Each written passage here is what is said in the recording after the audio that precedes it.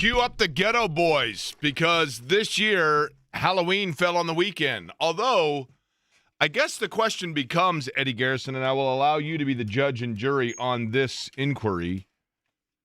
If Halloween is on a Friday, does that qualify as Halloween fell on the weekend? That's a good one. I would say yes. I would as well, because you're trick-or-treating after 5, and most people consider the weekend to have begun once the typical American workday is completed, right? Now, in addition to that, one of the annual questions that I have, and there's plenty to unpack from sport today. And yes, we could sit here and say, okay, I'm going to name the team, trick or treat. No. But there are things, some players who have been kind of in disguise over the course of the last couple of weeks that we can get into, and a lot of clearly things on the calendar for the weekend in sports that we will unpack. But I will begin with a non-sports Halloween question. And I ask it every year. There are 2 questions about Halloween that I always ask because they keep me awake at night. And one of them is a brain dropping that literally, as I'm staring at the ceiling at 3:48 a.m., I continue to ponder. The first is this, and I will ask you, Eddie. I know you said you're not a huge fan of Halloween, but you had to have been as a kid, right? Not really. I was never into it. I didn't understand the point of, what's so fun about you're just dressing up, wasting money on a costume to go to strangers' houses and ask for candy. I never understood the fun of that. There was no wasting money. Did you have a striped shirt of any kind? No. You didn't have any polo, little Garanimals shirt? You throw that on and boom, you're Spanky from our gang. There you go. What do you got? Trick or treat. Easy, right? You throw on a catcher's mask. You had plenty of those, right? Yeah, I did. But, okay, now you're the kid from the Sandlot. There you go. Give me candy, right? I just didn't understand it. Later in life, I'm just a teenager. Yeah, okay, great. Give me candy. Just never understood the big hoop. Free candy. That's the hoop. I was never a big candy person. Did you trick or treat ever, though? I did, yeah. Okay. When you trick or treated, what was the candy that was the biggest buzzkill? What was the one that when people threw it in your bag, you literally were like, dude, are you serious? There's only one correct answer here, Jake. There's multiple. There's one, you are correct. There's one definitive correct answer. Now, there's a very polarizing answer on this, and I'm going to guess that you're going to go with one of the polarizing answers. There were certain houses that I'm not saying that you put it in your mind to go back and TP a house or later in life, pull a prank on it. But there were certain houses that went in the back of your cerebellum where you're like, okay, that house, come on. And those were the houses that you understood the dentist that gave out toothbrushes. Okay, fine, great. My house or my street as a kid had not 1, not 2, but 3 houses that passed out biblical pamphlets. Okay, I get it. I respect it. Not necessarily time and place, but that's okay. I mean, there's never a wrong time and place for those things. That's wholesome, and they were good people, good families. Mm-hmm. Apples, come on. I mean, did these people not know of the annual threat that there were razor blades in the apples? I mean, come on. Big negative if you're handing out apples. I like apples, just not on Halloween. I'm going to guess that the candy that you are going to say, and this is a very polarizing subject, and it is possibly something that I'm just going to say that's it, we're done. But I'm going to say that when you say there's only one answer on the worst candy you could receive on Halloween where you made mental note of it, is you're going to say Mounds or Almond Joy. No. Good. Then we can get along. Almond Joy is a close second, though. Okay. The correct number one answer and the only answer, and I feel bad saying it every year because it is my understanding that my grandparents were fans of this candy. And maybe they don't even make it anymore. But if you are handing out the black and orange wax paper wrapped peanut butter taffy, GTO, right? Come on. GTFO? Well, I wasn't going to say the F, but yes. GTOH. Get out of here. Get the heck out of here. Yes. I don't need, I like Bit-O-Honey. That's cool. If you're handing out Dum-Dums, those are kind of like, come on, man. Popcorn balls, no. So what is yours, Eddie? Tootsie Rolls. What are you, out of your mind? No. How long have you been a communist? My entire life. You don't like Tootsie Rolls? I hate Tootsie Rolls. What? Okay. Good afternoon to you. My name is Jake Query. That is Eddie Garrison. Did you ever get Query raisins? Company here on 93.5, 107.5 The Fan. What's that? Raisins? Yeah, come on. Raisins, another one. GT, right? Like, come on. No. Halloween edition. Now, the other question that I have about Halloween before we get into sport. I am convinced of this, and I was recently exonerated on this, okay? I am convinced of this, and this is, I'm going to be old man on a lawn here, okay? Or get off my lawn, old man yelling at clouds. Back in my day. I'm going to be that guy. I know times have changed, I get it, right? Or the caramel apples, like the small ones. Apples in general, like anything, okay, you can't hand out anything for Halloween. You cannot hand out anything for Halloween that looks like the person handing it out might have had touch of it before it was wrapped. We live in a non-trusting society. 40 years ago, when like life was Pollyanna, even then it was like, well, you got to take your stuff to the fire department and have them x-ray it. Okay. We didn't trust anybody 40 years ago. Now, I mean, my gosh, you don't even know if the person handing out candy is real or AI. I mean, what are we doing here, right? So, no, you can't, no way. But in my mind, and I know that there's like time changes that didn't take place back then because now we do daylight saving or whatever. I don't know. But I do know this. In my mind, when I think about Halloween when I was a kid, seemingly we were out until like 10 o'clock at night. And I've said this to people, and they're like, no, you just feel that way because you were a little kid. It was actually like 6 p.m. And I'm like, no, I'm telling you. I am absolutely, unequivocally certain that we were out well past dark and that it was like 9 or 10 o'clock at minimum before we came home. And people are like, no. So this has been an ongoing debate.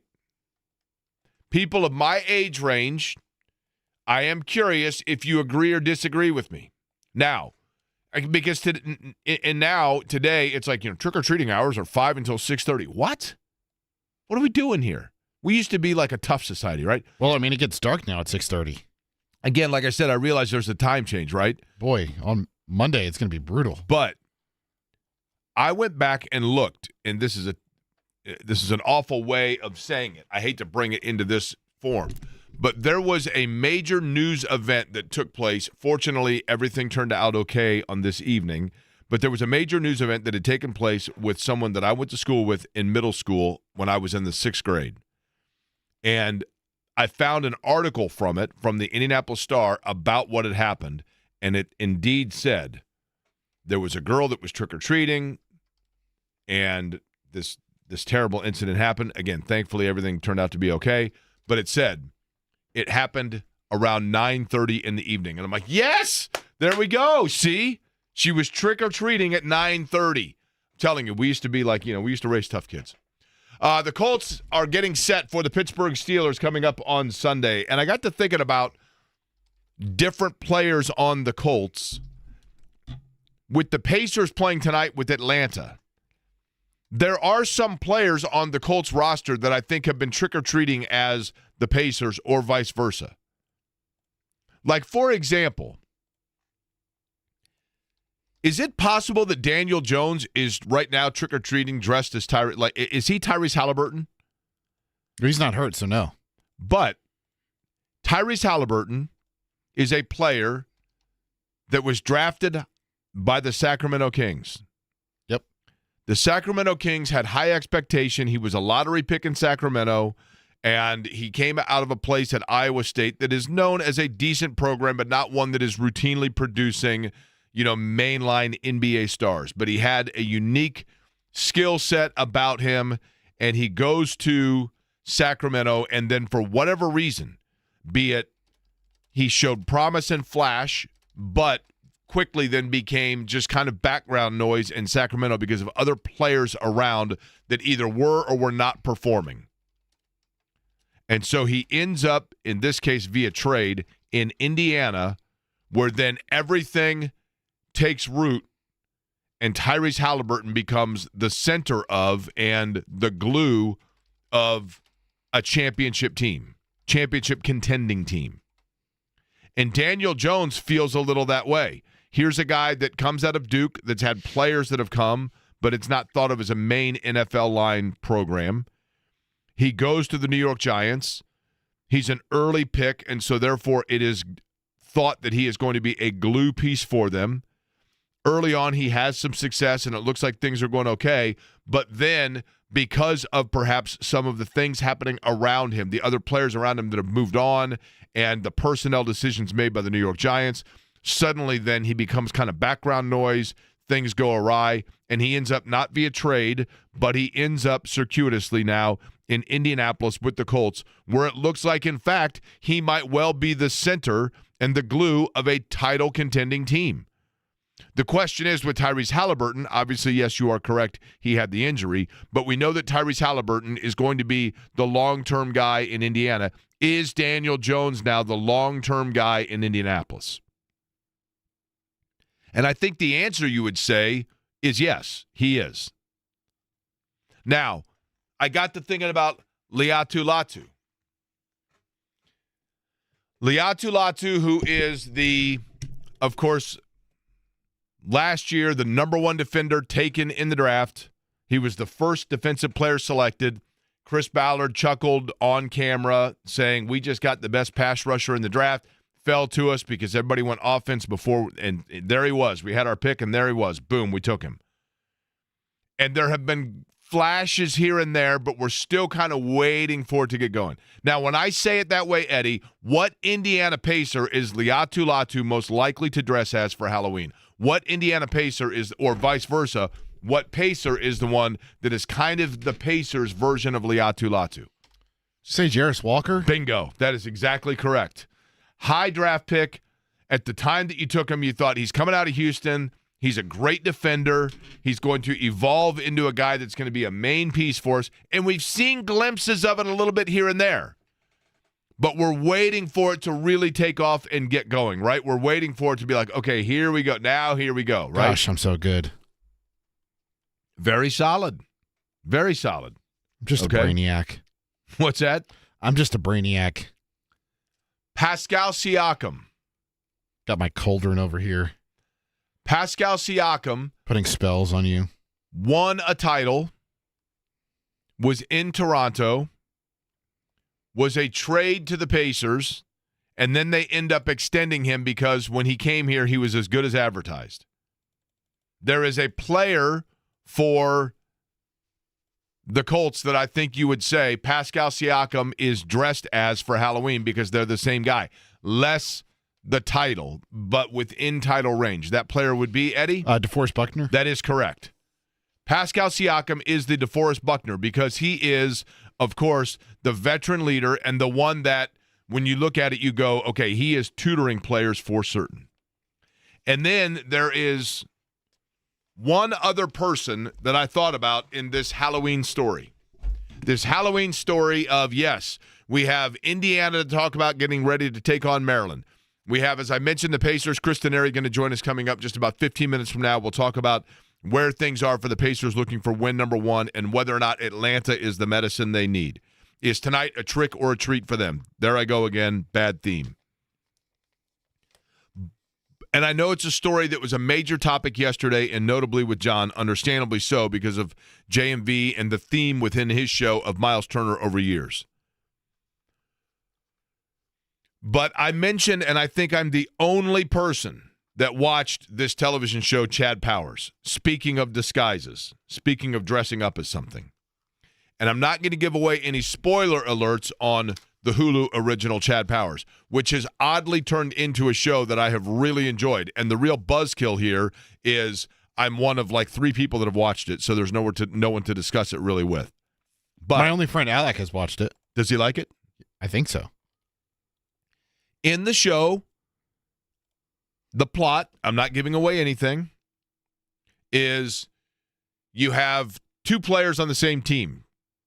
You have one quarterback that is unbelievably talented. No one really knows kind of who it is. And then you have the incumbent or thought to be incumbent quarterback who's not as skilled, not as polished, and like constantly like the leader of the team. He's always like the guy that is jumping in the middle of every scenario to step up and be a leader and say kind of cheesy things, and guys like it because he gets the most out of himself, but at the same time his efforts to lead them falls a little bit short because they're like, yeah, but in the key moments, like, you're not necessarily the best player. And it feels to me a little bit like this. Now you're laughing. Yeah, there was a text. That would on the be text line. Eddie's a brainiac because something has to be in that very large head of his. That's true. Now, this is also a week ago. The people want more Eddie Garrison. We need to figure out who this is. Oh, I could tell you who that is. It's not my mom, and it's not Alec. Because he has both of our numbers. He would just text us individually. That's true. But either way, in this show, you have a character who assumes that he is going to be the guy. And then a new teammate arrives who very quickly, based on his skill set and his overall persona, ascends to be the guy. This is all in the show Chad Powers. And the guy, player number one that was the incumbent to be the guy, starts to turn heel. He starts to turn bad guy. What you are seeing in Milwaukee is Miles Turner for Halloween dressing up like the bad guy.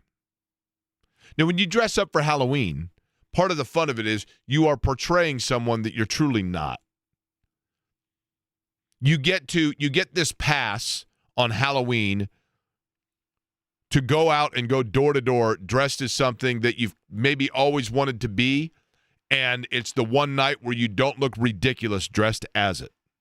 I've always wanted to be a football player, but I'm a 5'10" kid that weighs 130 pounds. Guess what? I'm going to put on full pads and uniform and walk around the neighborhood dressed as Daniel Jones or Jonathan Taylor, and everybody's going to think it's great because it's Halloween. I can get away with it.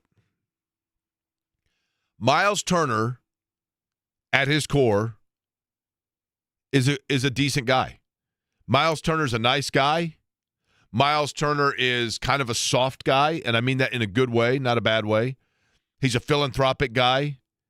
He's engaging. He's personable. And Miles Turner is a player that when he came here, unfairly to an extent, but when he came here, Miles Turner was drafted and brought into a franchise where Paul George had been the guy. Paul George was the straw mixing the drink. Paul George was the next big superstar. Paul George was appearing on the late-night talk shows. And he goes out there dressed in leather pants and looks like Michael Jackson from the Billie Jean video, and then he says he has a stylist, and all of a sudden it's like, what in the world happened to Paul George? And there was a brief period as Paul George was on his way out where then it was like, you know what? Miles Turner is the new guy. He's out of Texas. They've been to, they've had success lately under Rick Barnes. He is a hybrid type player that's 6'10" and can protect the rim, but he can shoot threes. Maybe he can have actually the same level of like Paul George did. Paul George was a 6'9" guy that before our very eyes developed into a wing player and a ball handling player and a guy that could hit in different spots on the floor. And everybody said to themselves, that's what Miles Turner's going to be. I thought Paul George was 6'7". And yeah, there you go. All the kids are doing that now, right? Are we at the end of the 6'7" phase? Yeah, I'm not sure. But either way, there was a brief period there, and it's easy for people to forget this, but there was a period between Paul George and then into the Victor Oladipo era. There was a brief period where there was thought that Miles Turner was the next guy. Okay? And we very shortly thereafter learned that Miles Turner was a really good player, but he was a really good player that was a Robin and not a Batman. And there's nothing wrong with that. And he was a good lieutenant. He had his fan section. He did the come to our house Thanksgiving dinners. He was the face of that for a long time. He played with Legos and encouraged kids to do the same. He helped out animals in the area, all of those things. He was a great civic community guy. And people don't want to hear that because he turned heel. But when all of that was going on, Miles Turner at his core is a decent person, but he got a little bit caught up in, is Miles Turner the guy? And then they bring in Tyrese Halliburton. Well, then you had Oladipo, and Oladipo, we know what happened there, and then Halliburton. And Halliburton comes in, and really without even asking to be so. It just so happened that it did not take long before we figured out Tyrese Halliburton is the guy. He's the face of the franchise. He's the guy that they're going to have murals of throughout Gainbridge Fieldhouse. He's the guy that is this big, huge grin that has a magnetized personality that people gravitate towards. And Tyrese Halliburton is the guy that, while he is a wonderful player and teammate between the lines, if you are in any way, shape, or form somebody that thought there might even been a small chance that you were going to be the guy and that you were a personable guy and that you were somebody that liked people and were hoping that people liked you, there was a natural human nature element of, but wait a minute, I thought I was a little bit of that stuff. In no way, shape, or form is any of that an indictment on the character of Miles Turner. It's a natural observation of human nature. And then Tyrese Halliburton comes in. He and Miles Turner obviously have success. They go through the playoff run. Tyrese Halliburton has one of the most remarkable postseason runs in the history of basketball. And Miles Turner, I think, is there for it. And he was a great teammate, and he did all the right things. And then, yes, he did not play well in the finals. And in the finals, he has to hear about the fact that even with him not playing well, Tyrese Halliburton carried that team, and they would have won it if it wasn't for the fact that he had the injury. And everything you heard about as to the Pacers was around Halliburton. Understandably so. I don't think Turner resented that until there was opportunity before him to then pretend he resented it. And so, Miles Turner, we know about what happened with him signing with Milwaukee and going to Milwaukee, but when Miles Turner went to Milwaukee, he then had to play the part here in Halloween as the guy that, because he wanted to be liked in Milwaukee, has to play the part of Indiana heel. And who is the person that Bucks fans don't like? Who is the person that when the Brewers were playing the Dodgers in the baseball playoffs was standing on the sidelines for Indiana wearing a Shohei Ohtani jersey? Who is the person that when the Brewers were playing the Cubs was standing on the sidelines for the Pacers wearing a Cubs jersey? Who is the person that is native of Wisconsin that in almost a playful fashion, but after he had beaten with 4-point plays Milwaukee late in the regular season and beaten them with heroics in the postseason, who's the guy that became epicenter heel number one in the state of Wisconsin? Not just Milwaukee, the whole state of Wisconsin. The kid from Oshkosh, Tyrese Halliburton. So when Miles Turner signed his contract with Milwaukee, he knew the thing that he needed to do to be loved and absorbed and embraced in Milwaukee is embrace the role of heel and playing the part of what Bucks fans want to hear. And what do Bucks fans want to hear? They want to hear that Tyrese Halliburton is a fake tough guy. And so, therefore, it's Halloween in Milwaukee. And Miles Turner's wearing that suit and probably will continue to wear that costume until he leaves Milwaukee and goes wherever else. I'm not saying I blame him. I'm saying observation of human nature. Pacers in action tonight taking on the Hawks. What needs to be done? What needs to be done and what slight assist might have come for them tonight, having nothing to do with the Indiana side, but rather Atlanta. We'll explain, and Chris Denari joins us next.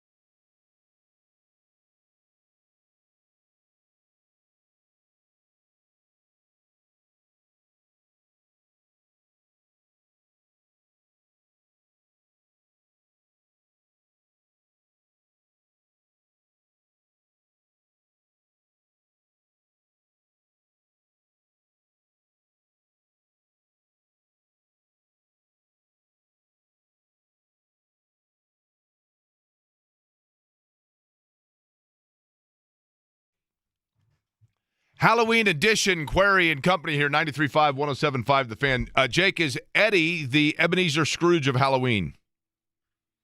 Kind of feels that way, right? What? You don't believe in Halloween? You don't like Halloween? I just don't get the big hoopla. I don't understand. Okay. You didn't like as a kid dressing up and going around getting free candy? No, I thought it was weird. What about the candy itself? Did you think that was weird? No, I mean, I didn't really care for candy. Okay.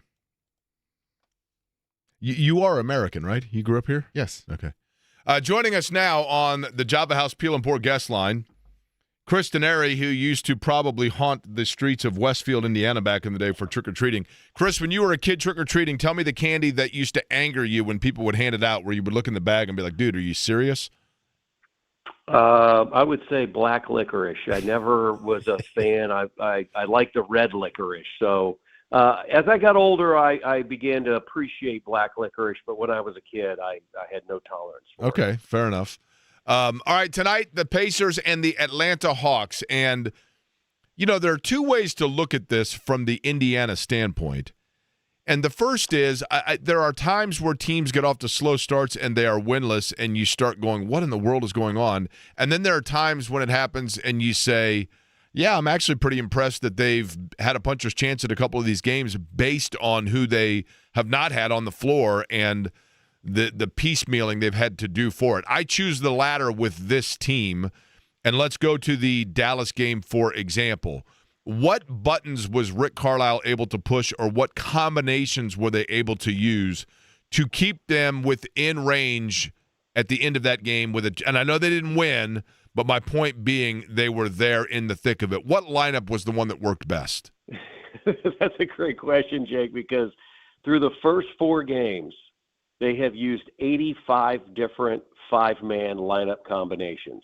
85. I mean, that averages to 20 per game. I mean, it's just remarkable what they've had to do. Clearly, having Pascal Siakam on the floor and even despite shooting it as poorly as he did, Aaron Nesmith, I mean, having those two guys on the floor with any combination of 3 other players, I think, is advantageous right now for the Pacers, because those are the 2 guys with your most experience. But, I thought down the stretch, Ray J. Dennis played well. I mean, at one point, I think they had 4 players on the floor that had played in more collective G League games than they had played in the NBA. So it's a little bit of a hard question to analyze, just because you have guys that have such little experience in playing at the NBA. But I do think that Ray J played very well on Wednesday night. Tony Bradley did a nice job off the bench. And Mac McClung, I mean, it was only the 7th game of his NBA career, and he had just joined his team and his teammates a couple of days prior. So I think, there were a number of guys that stepped up and gave them a chance to win.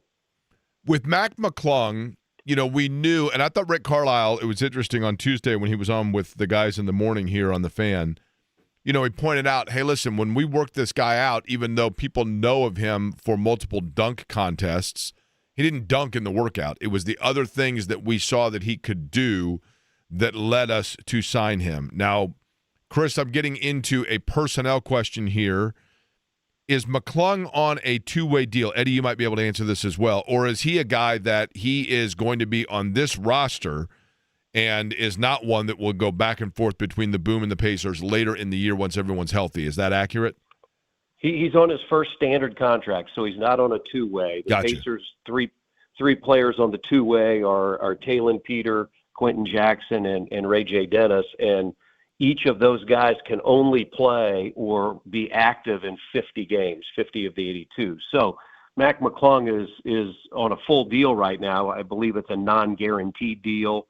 I think he signed a 2-year deal, but sometimes those deals are not guaranteed. So it's a chance for him to prove himself, for the Pacers also to get a little bit healthier.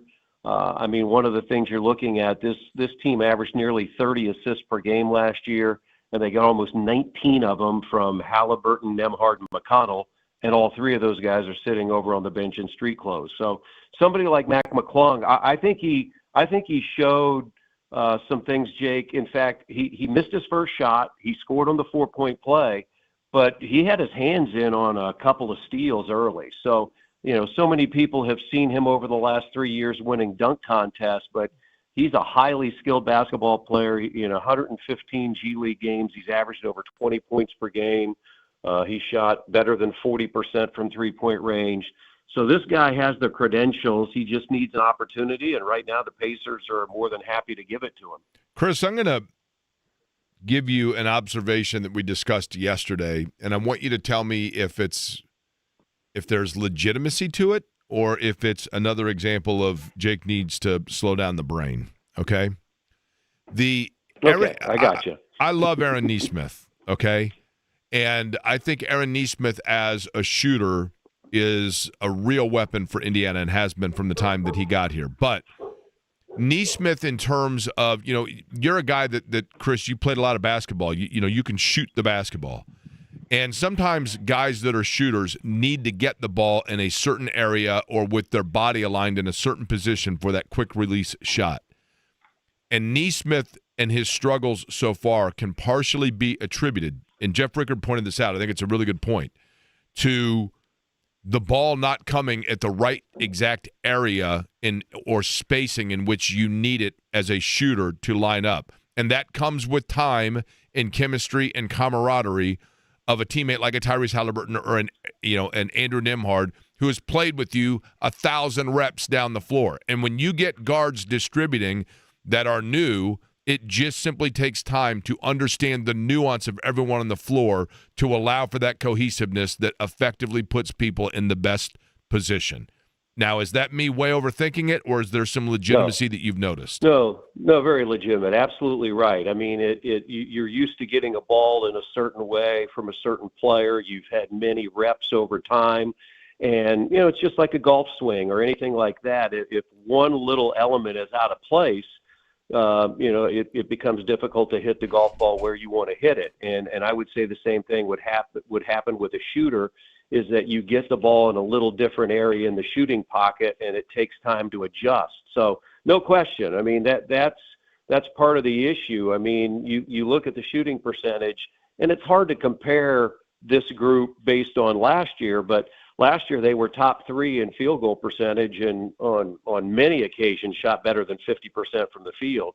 Right now they're shooting 40% from the field. They shot 34% at Dallas on Wednesday and still only lost by 2. So, yeah, there's a lot that can be said with that. You've got 3 guys seated on the bench right now, one that you won't have for the entire year, but 2 who hopefully will be back at some point here in the next few weeks, and that's Nembhard and McConnell, who distribute the ball and get it to those shooters where they need to have it.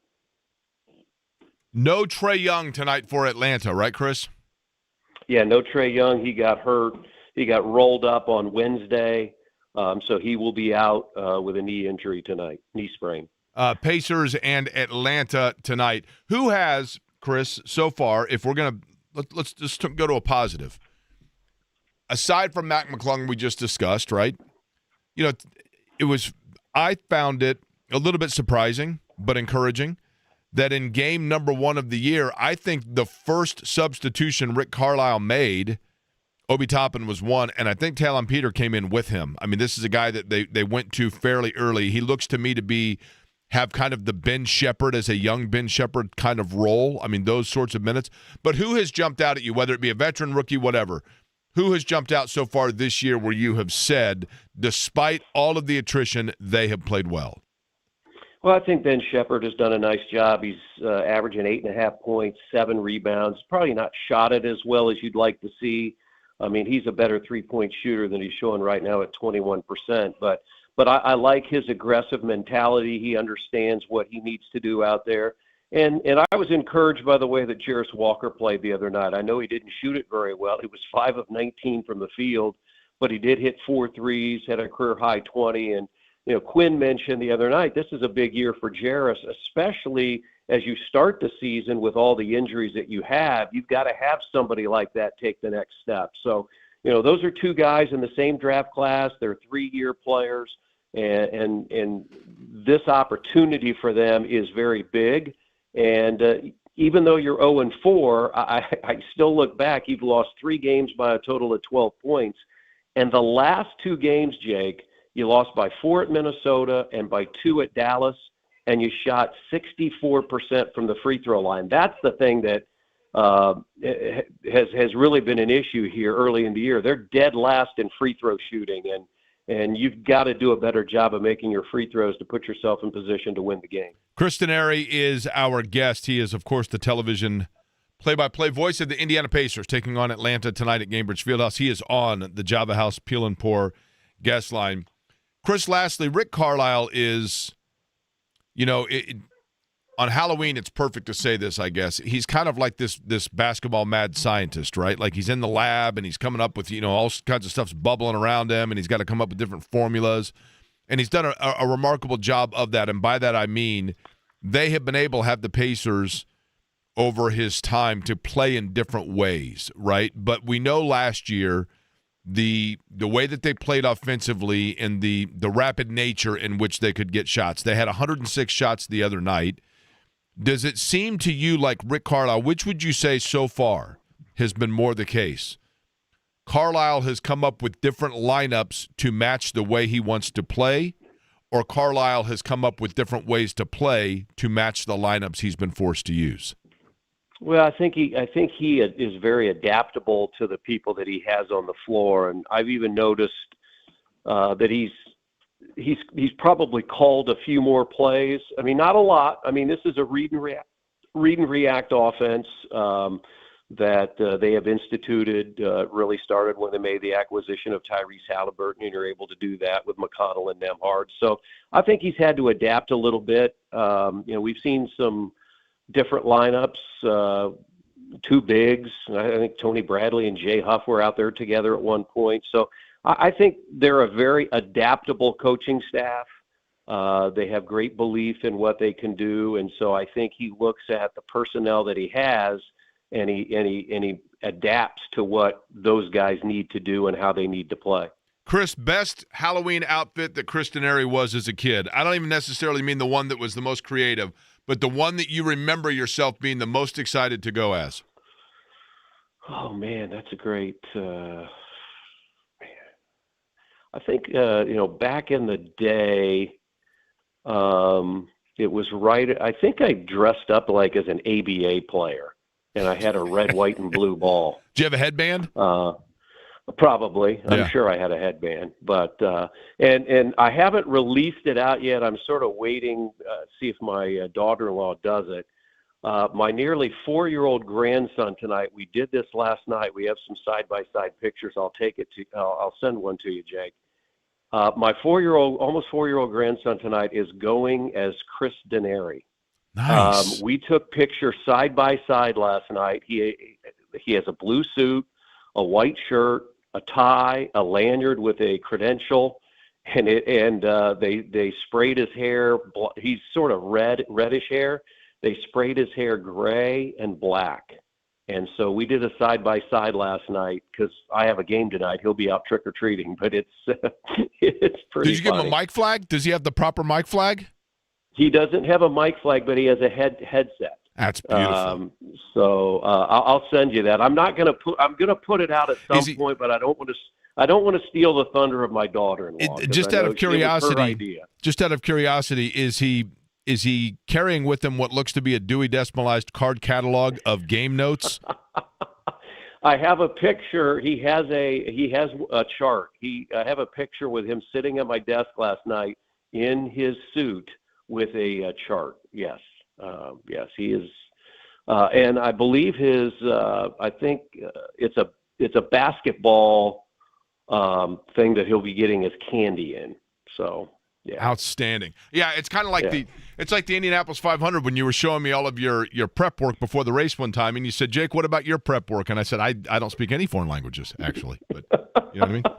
So yeah. That's because you can store it all up there. I need my cheat sheet. Hardly. I need my cheat sheet. Hardly. I just have Michael Young. By the time he drops them to me, they're already headed to you. So I got like 2 seconds. It makes it easy. All right, Chris. Appreciate the time. We'll see you tonight. All right. All right, see you. Chris Denari joining us on the Java House Peel and Pour guest line. By the way, Java House, javahouse.com. Enter in the code Jake, just my name now, Jake. Boom, takes you right to the bundle. You go right to the bundle, and then on the checkout, Jake 25 gets you an additional 25% off. Comes out to 86 cents per beverage. Can't beat it. Cannot beat it. Kyle Nedenrip, our buddy, has a new gig.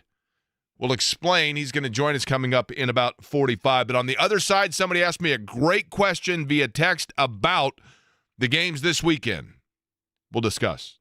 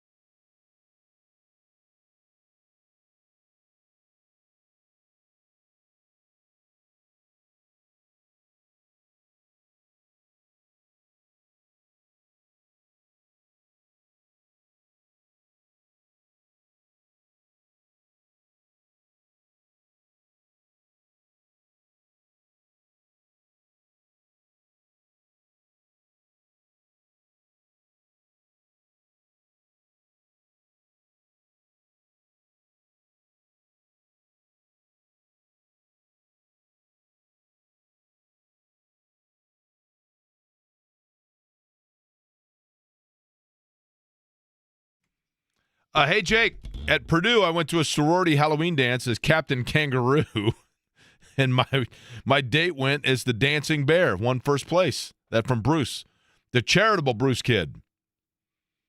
Kristen Airy just sent the picture of he and his grandson, who is dressed as Kristen Airy. It is pretty solid. Wow, the hair looks really good, actually. Really good. I mean, it's almost identical, the hair itself. Now, Eddie, what was your favorite costume when you were a kid? That is pretty spot on. It is. Down to the tie and everything. No, what was my favorite, what? Your favorite Halloween costume you wore as a kid? Probably Darth Vader. Okay. Was the mask a little bit hot? Oh, yeah. Did you do some heavy breathing, did you? Probably. I was like 12. Now, should I will let you, Eddie, before I get to my question that was asked from Charles on text, which is a very good one. I will let you determine as the editorial, and obviously I think you know that as a professional broadcaster, I can edit things as need be, but should I share or not share my best Halloween costume that I shared with you during the break? Probably should not share that story. I mean, I could clean it up a little bit, right? But it was... I'll say this. Here's the... I mean, it's pretty... I'm so proud of it, I have to share it. And Shannon knows of this story, okay? Yeah. But years ago, when I was probably 25, I worked at Hardwick's Pipe and Tobacco in Broad Ripple. Best job ever. No offense to anybody here. I love my job. Loved it. Loved everything about working at Hardwick's. But Halloween fell on a Friday or Saturday night. And so the Vogue, it was basically costume. Not, everybody was dressed in costume. And so I went to the Vogue as soon as I got off work. We'd get off at the close the store at 10, got over there about 10:30, and I'm wearing jeans and a sweatshirt. And I'm walking around, and I go up, and I'm getting a beer or whatever, and this rather attractive gal, we'll say like a Snow White outfit, whatever, comes up and is like, "Why aren't you dressed up?" "I am dressed up." "No, you're not." "Yes, I am." "No, you're not." "Well, what are you dressed as?" I said, I'm in total Halloween outfit." "Well, then tell me what your outfit is." I said, "I'm dressed as your date for the night." And it ended up knowing her for quite some time. I'll simply say that. I was very proud of my effort. That's a little bit of a cleaned up version of it. Hey, Jake, this from Charles. "This weekend feels like a trap game weekend. The Colts going into Pittsburgh and lose by a low score, no thrills. Maryland has always been that team that will upset an undefeated team when least expected. The same can be said for Boston College. And you've always said that Penn State would play good until they played Ohio State. But what if this year Penn State beats them?"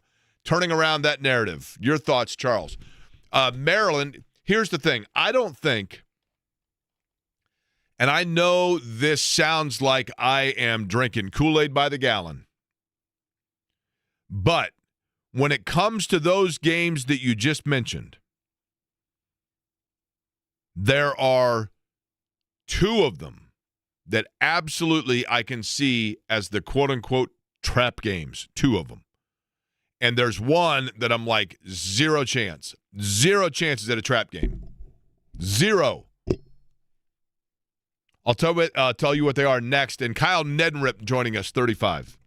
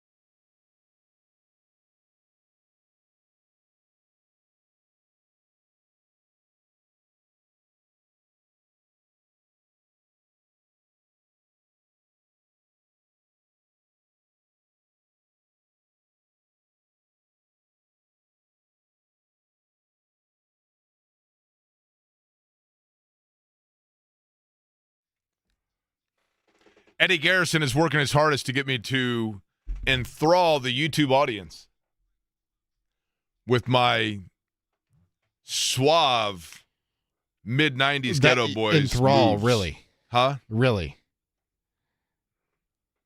I'm telling you. I had Willie D from the Ghetto Boys on a radio show that I did at one time. And he said on the air, and I didn't think that I would ever be doing an interview with somebody that would say this. He was really cool, Willie D. He was the lead guy for the Ghetto Boys. Not Bushwick Bill was the little fellow that you hear there. But Willie D said in the interview, and I quote, "Don't get me wrong, I never blew up anybody's house, but I knew people that did." I thought, oh, okay, well, let's go back to talking about, Houston, because he was from Houston. So we were talking about trap games and whether or not any of the games that you see this weekend may be defined as a trap game.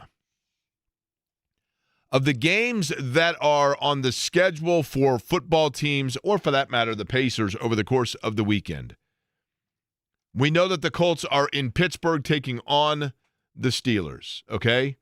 Now, question is, do you consider that a trap game? Is that a trick or a treat for the Colts?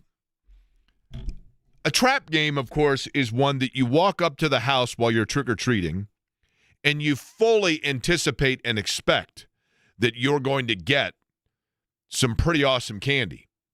The full-size candy bar. Yeah, you make note of that. The people that give out again, my public service announcement to you folks who have yet to go out and distribute and get the candy you're going to distribute this evening.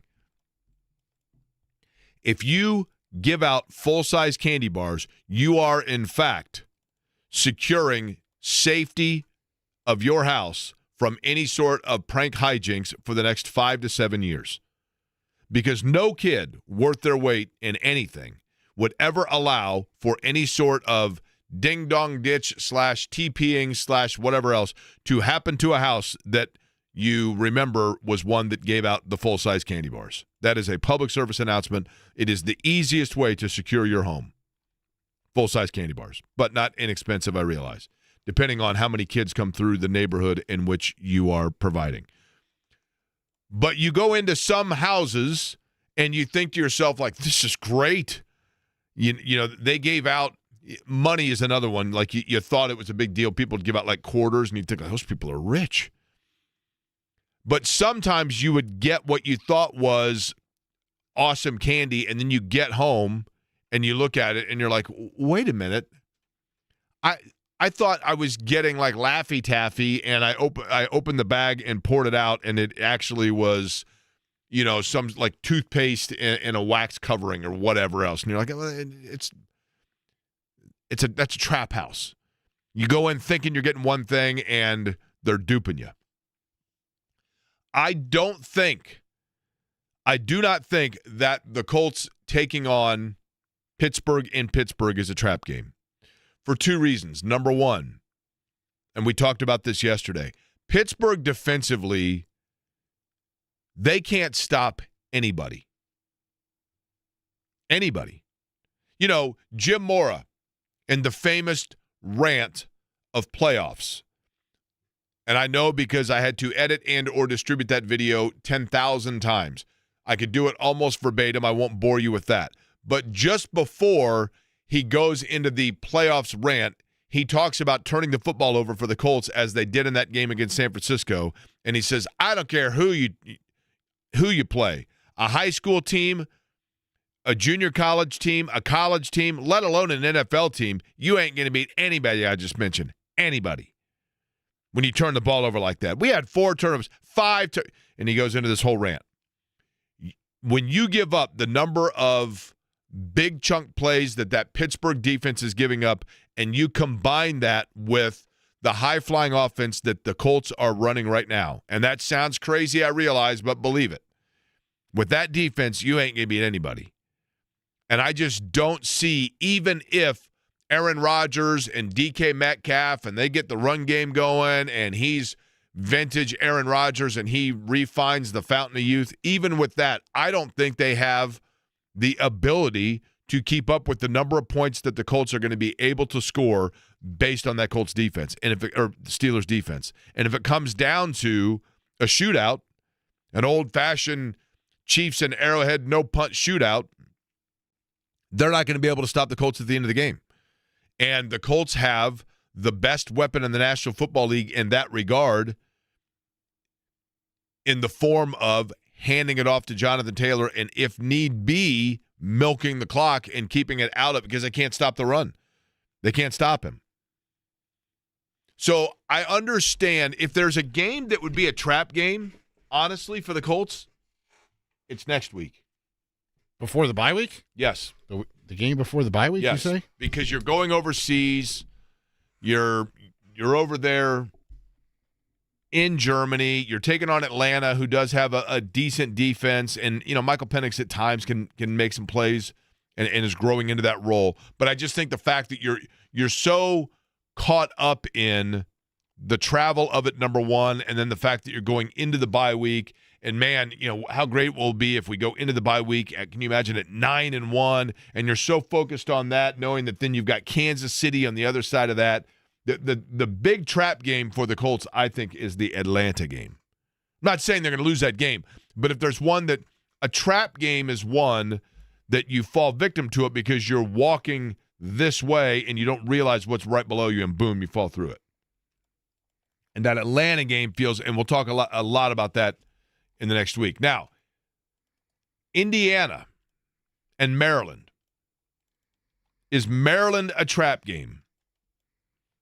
Maryland is intriguing because typically Maryland, what they do is Maryland beats you in, when you think about games where Maryland pops up and wins, you say to yourself, oh, wow, 45-31, like Maryland all of a sudden just broke loose and had this. And in the past, when Tua's brother was quarterbacking them, they've had games where they can put up big numbers, right?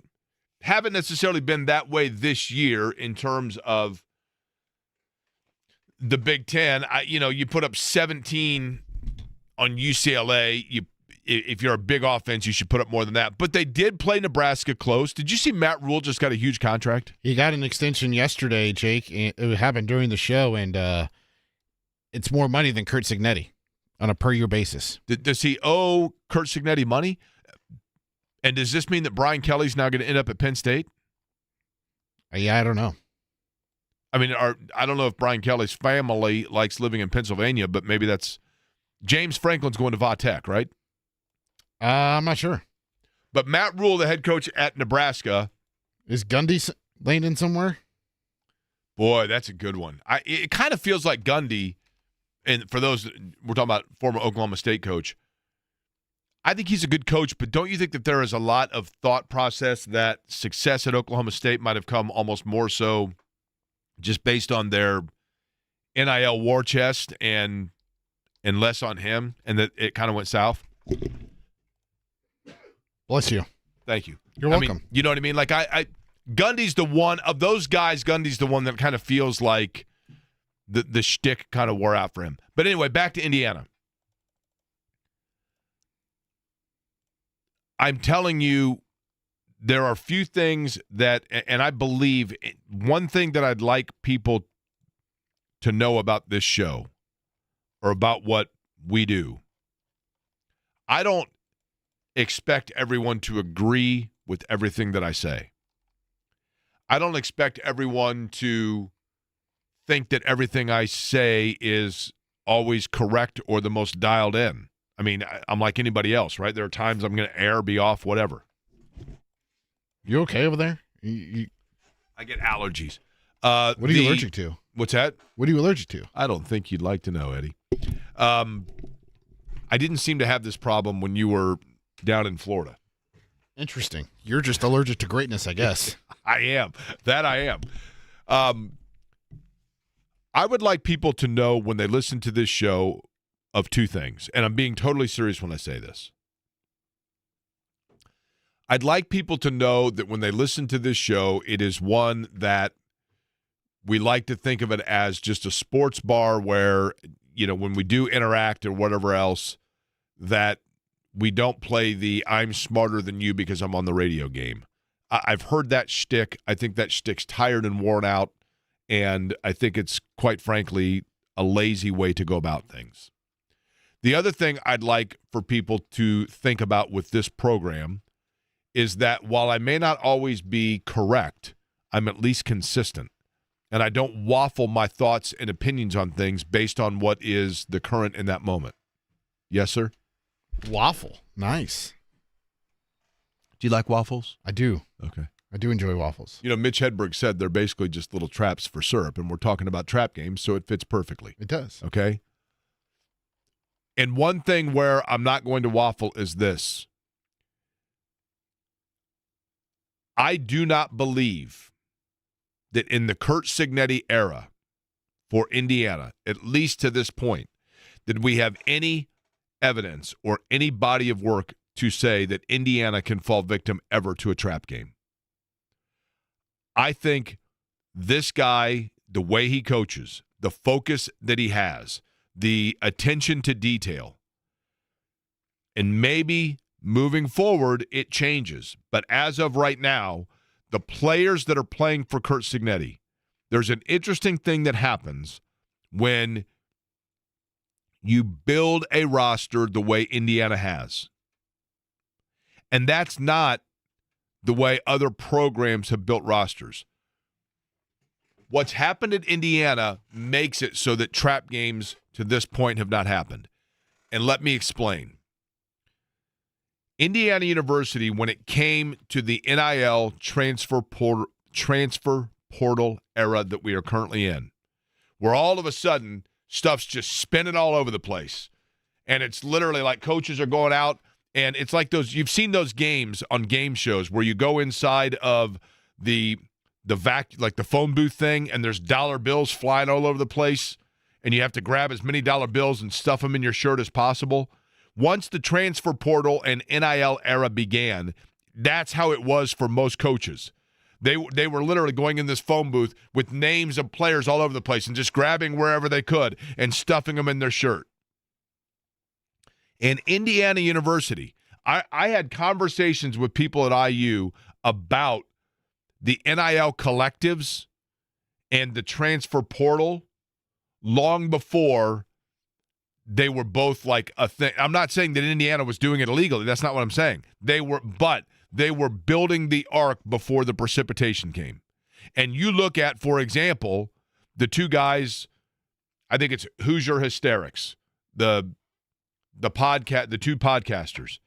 They were, and I'll give them credit here. I mean, they were two guys that were huge IU fans that embedded themselves within Indiana University because they were raising all kinds of money for NIL purposes, and as a collective, meaning as the war chest that could be used for players and for recruiting. But they eventually were kind of phased out of that because the university itself then had their own deal going because they had been prepared for it, and they... so in the very beginning of it, you needed to go with outside university collectives, but IU was like, okay, it took us a year to finalize a lot of the pieces for it, but we have the infrastructure now to go with this, and so we don't need external help. And the university was a step ahead of the game. And for that reason, when they hired Curt Cignetti, Cignetti came in and didn't have to worry about necessarily how he was going to fund all that kind of thing. He had the war chest right there, but more importantly, he was able to say, I'm bringing with me, 18 guys or whatever it was from James Madison, and those guys are coming in here, and they know the recipe for what we had for success at JMU, and they buy into, yeah, I'm a little quirky. And yeah, I'm a little dorky the way I stand on the sidelines. And yeah, I've got my headset on and I can be demanding. But there are results in what I bring to the table. Google me. And he didn't have to vociferously shout that out to the masses because he had a locker room that 1/3 of it was made up of guys that said to Indiana's players that were still there, look, fall in line with this guy. The results are there. And we're going to win football games. We're going to win a lot of football games with this guy. So he brought that with him, and the culture was immediately ingrained. But more importantly, when he has built together his roster, what he has done is he has exhaustively looked at every player on that roster that you see in Indiana. Mendoza, a transfer. He watched hours upon hours of tape, not just the way a guy throws the football, not just the way he turns and breaks on a route and the timing that he needs to receive a football, but how he acts on the sidelines, how he reacts to a coach talking to him on the sidelines, how he reacts after a bad play where a teammate gets on him. I'm not saying other programs don't look into those things, but not to the gospel at the level that Curt Cignetti has, I'm telling you. And that's what has been the formula of success for Indiana. And so as a result of that, Curt Cignetti, when he speaks, he's like E.F. Hutton. When he speaks, that locker room listens. Because you don't have, like you do at most programs, a bunch of guys that were just thrown together inside that vacuum of names floating all over the place, and it's like, boom, and then you find out what you have. No, Indiana exhaustively prepares with every player on who they have and what they have before they go into games, and you see the result of it. And so I just don't think trap games are possible, because when Cignetti says, fellas, here's what we're going to do against this team, and here's what they're going to try to do against us, and they listen to it because they go, you know what? I Googled him. And he is the ultimate. All of that, what I'm saying is to say that you look no further than the players on the field, none of which were five-star, chose Indiana over Alabama, Texas, Ohio State, and USC. None of them. But they're all there for one reason, and that is because they are totally bought in. And you see it from week to week. You just do. Now, I think the same, to be honest with you, and I don't know it as closely, but I think Marcus Freeman can flat out coach. And Marcus Freeman also has about him this demeanor that's just kind of cool, right? Like when you look at Marcus Freeman, and it's interesting the way things work. Brian Kelly leaves Notre Dame and basically leaves them kind of at the altar. And you're like, you're standing around, you're going, what in the world just happened, right? And Marcus Freeman takes over, and you're like, okay, young guy, couple of hiccups there. They lose that game to Northern Illinois. They've been really good since. And in this particular year, if you look at what Notre Dame's done, they've been really good since their first two losses, both of which are pretty excusable losses in hindsight. Pretty excusable losses in hindsight. And there is absolutely every reason to believe that Notre Dame is going to win their way back into the playoff. But they have a team in Boston College this weekend. Can it be a trap game? Absolutely.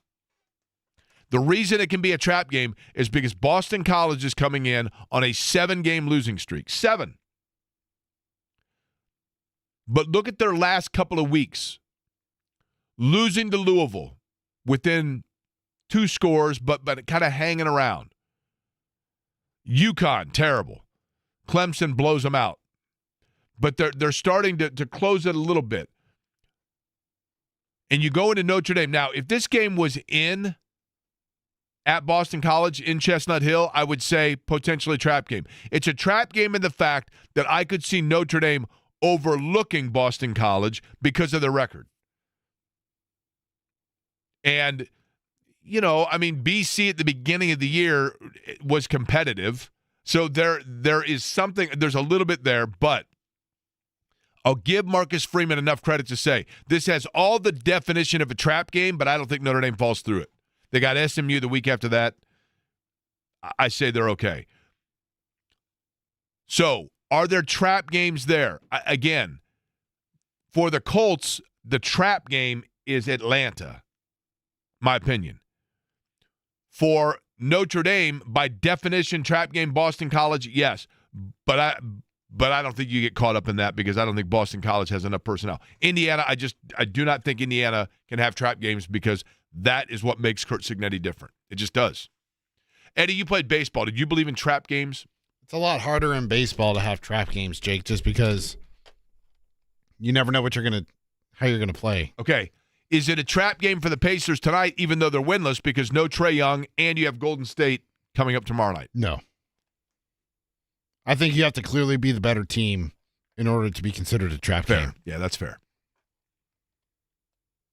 I mean, granted, it's still early enough in the year. We don't know. Do the Pacers get their first win tonight? They got a good chance to, because if no Trae Young, I mean, the Hawks still have a talented group. Jalen Johnson, Kristaps Porzingis, Nickeil Alexander-Walker, Dyson Daniels. The Pacers got to figure out what they're doing at the guard spot tonight, I think. Jake, would you like to see a point guard in there at the starting lineup? Would you like to see Ray J. Dennis or Quentin Jackson or Mac McClung instead of somebody else? Maybe you get a little bit of reprieve is the wrong word there, but it becomes a little less significant, especially defensively, without Trae Young out there, right? I mean, I'm talking about at that position, not overall. Now, I have a bit of a dilemma. I have a dilemma this evening when it comes to the Pacer game. Trick-or-treating tonight or to go to the game, or what is it? Two dilemmas. Number one, Shannon bought these little ghosts. There's 3 of them that hang in the front yard, and they have lights, like kind of strobe lights on them. They're super cool, and they've been hanging for now, a couple of weeks, and we're kind of excited, like Halloween, for the kids to see them, but we're not going to be there. And I've already told her, do not be this house. I felt bad one time for my parents because I went past my parents' house on Halloween. I had to drop something off or something, and they were out doing whatever, and they left the table on the porch that said, "Please take only one." And somebody took the whole bowl. Well, of course. And I felt bad then for my parents. I'm like, oh, no, my parents have become that house that's like the over-trusting elderly folk, right? But I think last year, Shannon actually was like, should we just leave the bowl out? I'm like, no. One kid gets that, right? Yeah. And then everybody else gets bitter, and now you've increased your chances that your house goes on the later TP prank list. No, don't want to do that. Here's the dilemma. Going to the Pacer game tonight, excited about the game tonight, but at the same time, 1 hour after the game tips, you know what happens? First pitch. Diehard fan for 9 weeks. A chance for my team to close it out tonight. The Blue Jays tonight could win the World Series. Now, they're going up against a guy that's been kind of lights out in the postseason. Yoshinobu Yamamoto. Yes, he's been fabulous. Back-to-back complete games. Yes. And 3 wins in the postseason, if I'm not mistaken. Mm-hmm. But for my Blue Jays, I mean, am I that guy in the game at Gainbridge Fieldhouse that's wearing a Blue Jays hat? I mean, there's the Miami Marlins guy. Have you seen that? Yeah, of course. Of course. Whatever happened to that guy? I don't know. He just goes to, I think he said he has a streak of World Series games. There was a while that for every game he was basically like Sidney Sweeney recently on that red carpet. Like everywhere you turned, there were photos of it, right? Excuse me? Mm-hmm. What are you talking about? Mm-hmm. Scroll. Which social media platform do you prefer, Eddie? Twitter, Facebook, Instagram. Okay. Scroll TikTok. any of them. There's a challenge. LinkedIn. Scroll any of them right now, and you will not go 5 posts without seeing the Sidney Sweeney photos. Okay, let me get on LinkedIn and check. I'm just saying. Now, I don't know about on the LinkedIn, which is tender for businesses, but rather if you go to the Insta, the Twitter, certainly the X Post Twitter. Go on the X Post Twitter and scroll it, and let me tell you something. Literally. Can't avoid it. I think Eddie found it because he's staring at his phone and he has a cheesy grin. The 8th one. 8th? Yeah, the 8th one. Yeah. Well, it's the 8th wonder of the world, so that makes perfect sense, right? And the 9th wonder. Kyle Neddenrup going to join us next? Yes. Got a new gig. We'll explain next.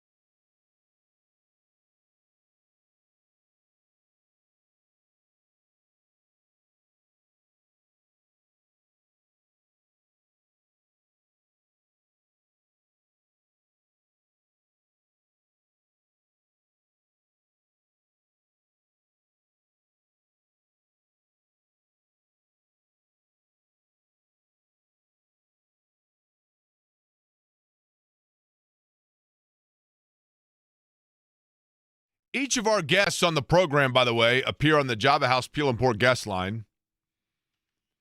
Trying to make this simplified for folks at javahouse.com because, they want to make sure that as being part of this program, right, that it's beneficial for all, which I understand. So they have the Jake Bundle. Now, the Jake Bundle is think about this. You get 4 beverages.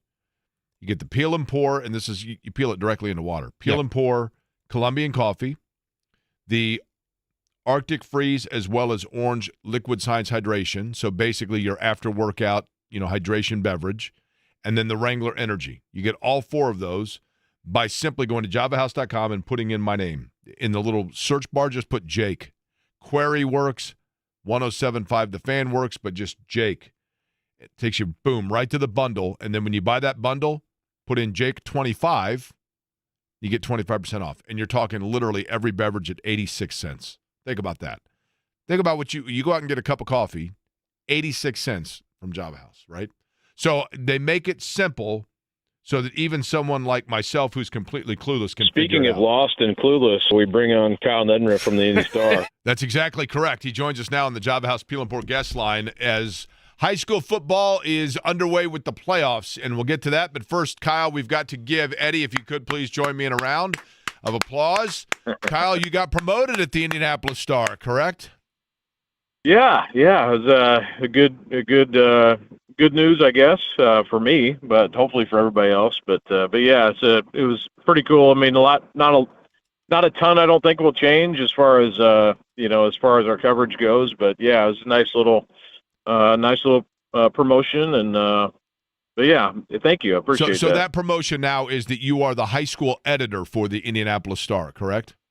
Yeah. So, and I ran into, some people are like, I already thought you were, but Matt Glenesk was my boss, he was a great boss. I mean, he got a job for the USA Today colleges position here, and about a month ago, and so I told my boss Nat Newell I was interested in the editor job, and but yeah, I think I'm still going to be out covering stuff. I have people ask me too if I'll still be doing that, and I will, and that's kind of part of the well, I'm gonna have to figure out how to kind of coordinate everything and do that, and still be able to do both. But yeah, I'll still be out covering stuff, and I'm looking forward to that, and also kind of helping move our high school coverage forward. Glenesk is the guy that looks like Rick Moranis, right? Yeah, correct. Yeah, I think it's even in his bio on Twitter. So yeah, so we're safe saying that. Okay, let's get to the games tonight because we are underway now. If I'm not mistaken, you correct me if I'm wrong here. Last week, the high school football tournament did get underway in the playoffs, but 6A does not join the fray until tonight, and 5A as well. Correct? Yeah, there was one 5A game was Whiteland played, and they beat Seymour, but that was it. No 5A or 6A until tonight. Okay.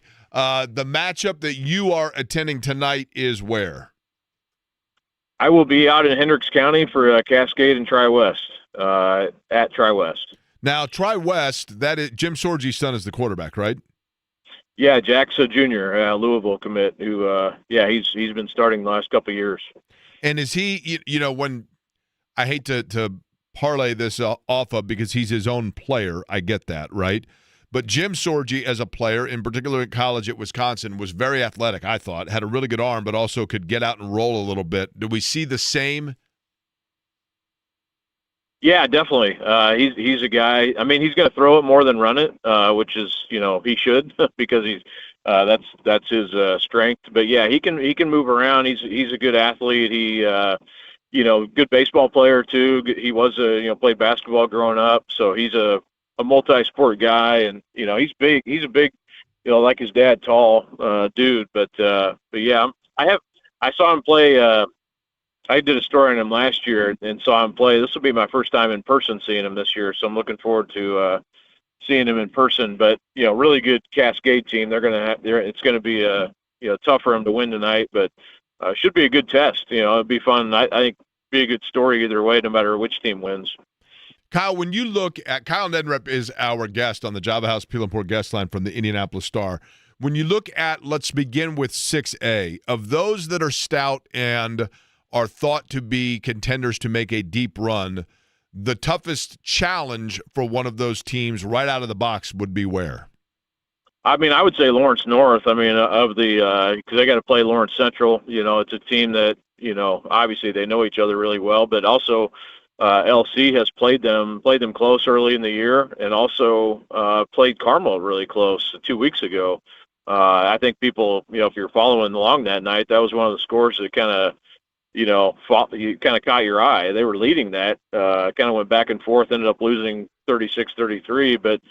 And I know the game didn't matter for the tournament or anything, but still, to be able to, no one has done that in Indiana this year, has played Carmel that close.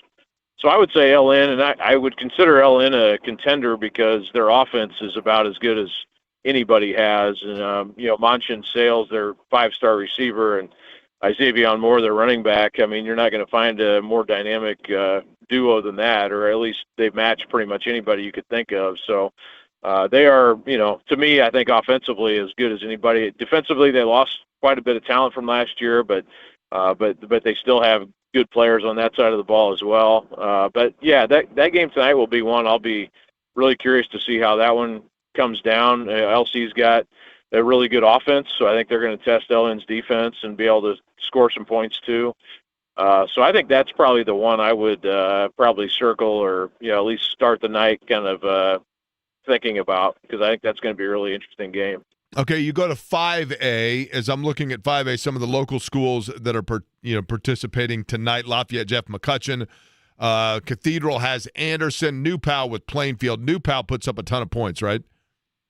Yeah, I mean, that's the game I would probably also look at in 5A. I know New Pal, they are a team that they've just been so dominant, but they also, I think it's fair to say the last 7 weeks haven't really been tested. So, you come off a bye, you get this Plainfield team that has played a tougher schedule, so I think this, and I was out at New Pal this week, and kind of heard Kyle Ralph after one of the practices talking to the team, and I don't think he'd mind sharing. They just, he said, "Hey, we're going to have some adversity on Friday. We're going to have to play through it." And just those are things. It's not going to come as easy, I guess, is what he was saying, as it has at times this season. So I think that's going to be a good test for them. I know everybody's been looking forward to the New Pal Cathedral matchup potentially, which would be next week, but. Plainfield's a really good team. I covered them against Decatur. They lost that game, but they can run, they can throw. They're physical up front. So, I think New Pal will win, but I think Plainfield can definitely give them a game tonight. Who's the best small school in the area between, let's say, 2A or single A? I think Lapel. It's pretty balanced, really. I mean, you have Eastern Hancock, by the way, Lapel, right? Right, which was a crazy game when they played a couple weeks ago. Eastern Hancock had kind of 3 plays down the stretch there that could have been had a Eli Manship, their receiver, had a kind of an Odell Beckham catch on the sideline, and then almost looked like he scored twice that could have been called touchdowns. He had offensive pass interference, and then a ball that he almost got in the end zone. So that should be a great game too. But yeah, I'd say Lapel, Lutheran. Is really good again. Triton Central, they have a tough game tonight as well. Those are all 2A teams, but that's a really balanced. It kind of looks like a really balanced class this year. I think a lot of teams could potentially come out of there from our area. By the way, Eddie, I don't know if you've noticed. Do you have the breaking news sounder by chance?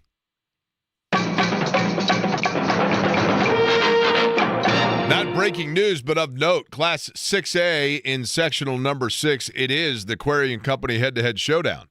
Kyle Neddenrip, my alma mater, the North Central Panthers, taking on the alma mater of that Eddie Garrison and the Decatur Central Hawks. Now, which one of the two of us is going to be gloating on Monday?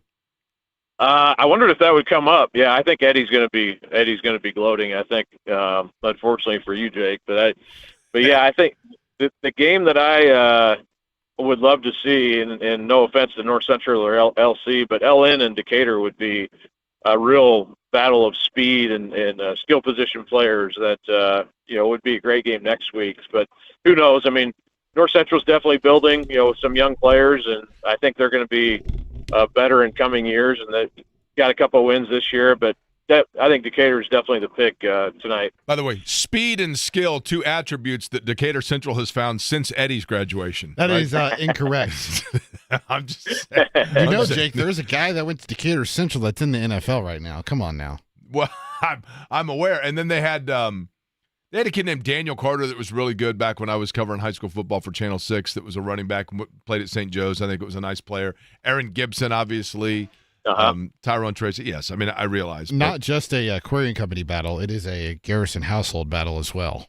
Really? Ooh. Olivia went to North Central. Yeah. Oh, that's right. Yeah. That's right. Your squeeze there, right? Yeah. Okay. Civil War over at the Garrison house there, Kyle. All right, Kyle Nedrip again. Tell me the game that you're going to be at tonight. Cascade at Tri-West. Now, when you go, Class 3A. when you go to these games, do you typically buy yourself like a Coke or a hot dog or something at the concession stand just to soak in the atmosphere? Occasionally, or popcorn, something. Here's the thing, okay? You can buy 2 popcorns tonight. You got the promotion. You got the new check, right? Oh, that's right. Double up. Double up, buddy. Go large on it. All right, Kyle, appreciate it. Congratulations again, all right? I appreciate that, Jake. See you, Eddie. Good luck. Kyle Nedrip joining us on the Java House Peel and Pour guest line. Kevin Bowen going to join us coming up just about 20 minutes from now. Back into the Colts conversation. As a matter of fact, there is an update in terms of that injury list for the Colts. We'll let you know about it next.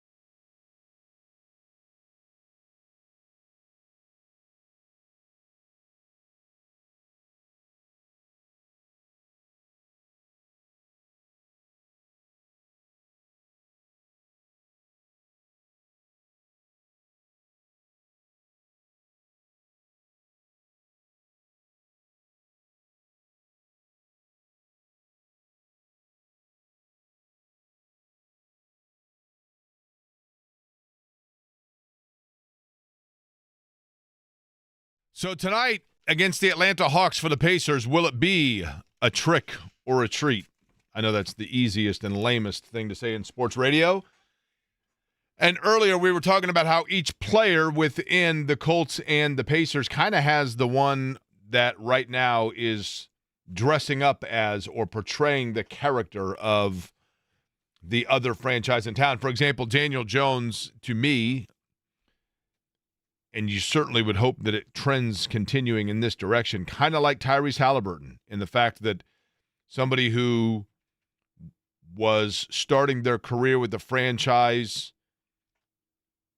on the coast, even though Sacramento's not on the coast, but the state is, that they thought, wow, here's the opportunity for me to really be the long-term guy in this town, and then things changed with the dynamics around them, and suddenly they become expendable, and much to their surprise, in Daniel Jones's case, it would be via free agency, and circuitously he ends up in Indianapolis. In Tyrese Halliburton's case, he gets traded to Indianapolis, but Halliburton is very clearly the centerpiece on this faster than we anticipated turnaround for the Pacers, and Daniel Jones appears to be that now for the Colts. We'll see if that remains long-term, and he is the long-term guy for the franchise. But the Colts in action, of course, in Pittsburgh on Sunday. Their injury report yesterday was long. It was lengthy. It was like a receipt you get from CVS. And since then, it looks much, much better. Jalen Jones with his hamstring, full participation. Nick Cross with a shoulder. We all have a shoulder. Full participation. Josh Downs, hip issue. Full participation. Matt Gonzalez, I believe, was he back at practice, Eddie? Yes. He was out for personal reasons. I believe it was the passing of his father, and certainly condolences in that regard. Tyquan Lewis with a groin injury, Kenny Moore with the Achilles, and Braden Smith with his rest day. But all of those other guys I mentioned back in the mix. The only players now that are listed as yesterday missing practice, Anthony Gould with a knee injury and Samson Ebukam. Thank you. There you go. Also with a knee, correct? That is correct. Those two, I think it's very safe to say at this point you would think probably not a go. The other thing that we learned earlier in the show, if you're just joining us today, see, sometimes Eddie just checks out. I don't know if I should let you folks in on this, but every once in a while I will lead him right to the water, thinking that like he's just going to dip down and take a sip. And then I look over, and I don't know if it's the gummies. I don't know if it's ADD, but Eddie will be looking at his phone or something and not aware of what I was saying. So we're going to do this and try it again. So the other thing that we were talking about earlier today, if you're just joining the program, okay. Eddie Garrison is apparently, and the reason why he is being muted now, he is not a fan of Halloween. I never said that. Now, you said you don't like Halloween. No, I just said you're like the Ebenezer Scrooge of Halloween. You don't understand it. It confuses you. No, I just don't understand. I didn't have the big energy for it, Jake. I was not a big Halloween guy. I didn't look forward to on the calendar of Halloween. I just thought it was another day. So in your rankings, I didn't understand the point of spending money on a costume for one night and then never wearing that said costume again. Just go ask strangers you don't know for candy. In your ranking, we all can say Christmas is number one, right? Yes. Okay. I'm going to count Christmas Eve also as a holiday. Your number two holiday is what? The day of the Indianapolis 500. Well, hold on. Now, if we're doing that, then that becomes that may go number one of actual legitimate holidays on a calendar. Christmas number one. What do you have number two? Thanksgiving. Okay, interesting. Number three. New Year's Eve or day. Eve. Okay. Fourth. St. Patrick's Day or Easter? No, sorry. Oh my goodness. I missed the obvious one. July 4th. That's second. Sorry. Independence Day, number two for you. Yeah, Independence Day. Correct. Okay. Now, I'm not going to completely throw you under the bus here for your Halloween lack of complete enthusiasm, because there are a few holidays for that I feel the same. Now, Admittedly, some holidays to me, in terms of my enjoyment, fluctuate or have fluctuated over the course of my life. When I was a kid, I couldn't stand Thanksgiving. I didn't like Thanksgiving because it felt like Christmas. It was with the same people as Christmas. The temperature felt like Christmas, but there were no gifts. It was eating, nutritious food, which when you're a kid you don't like, and then after that, sitting and watching The Wizard of Oz or The Sound of Music. And I do like The Wizard of Oz, Sound of Music, okay. But Thanksgiving, not a big thing for me. Now, I have family members that I hardly get to see, and those are the only times I get to see them, so that's why it's so high up for me. fair. And I, as an adult, I have really grown to appreciate and enjoy Thanksgiving and really look forward to it. One programming note for Thanksgiving. In the past, and you know this, Eddie, in the past we have, and I have sent out my annual tweet that if you are unable to get home to family for Thanksgiving, that you are welcome to come to our house for my family's, and my sister Juge is the one that hosts it, for my family's Thanksgiving. And it's been wonderful. We've had, over the course of 20 years, a tablecloth that's been signed by the people that have come, and we've met great friends, and some people have come back on multiple years, and it's been wonderful. This year, that we may not be able to do it this year. We're still navigating through that, but we may not be able to do it this year just due to some family changes. So that part is disappointing, and it makes me sad, but, we'll see with that. However, back to the conversation. There are two holidays that are my version of your Halloween that I'm just like, I don't get into it the way other people do. One of them is New Year's Eve. I've never understood New Year's Eve. I've never gotten into New Year's Eve. And New Year's Day, to me, is the most depressing day of the year. I don't know why, but New Year's Day, because all the holidays are over, and it's always cold outside, and everything's closed, and it gets dark at 4:30 in the afternoon, and now, especially, there's a bunch of college football games on, and you're like, do I really care about Eastern Michigan versus Tulsa? And because the playoffs have all the big teams, and I just find New Year's Eve and New Year's Day both to be yeah. Now, I go to a party on New Year's Eve, which is always fun, but New Year's Eve itself, amateur night. And while I understand and appreciate and enjoy the significance of Independence Day, July 4th, typically I'm doing a race that weekend, and so it kind of becomes another weekend of the summer. Arbor Day, you big on that one? What about Boxing Day? Boxing Day, big in Canada, big with the Brits, right? Here in the United States, Boxing Day just means videos of people beating each other up on Twitter. But in Canada, it means boxing everything up and taking it back, right? Yeah. Valentine's Day, overrated. Agree or disagree? Agreed. Are you watching Gone with the Wind over there? What's going on? No, I'm editing audio. You seem to be editing audio. Yeah. You're editing audio while I'm talking? Yes. How long have you been Sybil? I've been able to multitask as long as you've known me, Jake. Kevin Bowen joins us. We'll get the latest on the Colts. We'll do it next.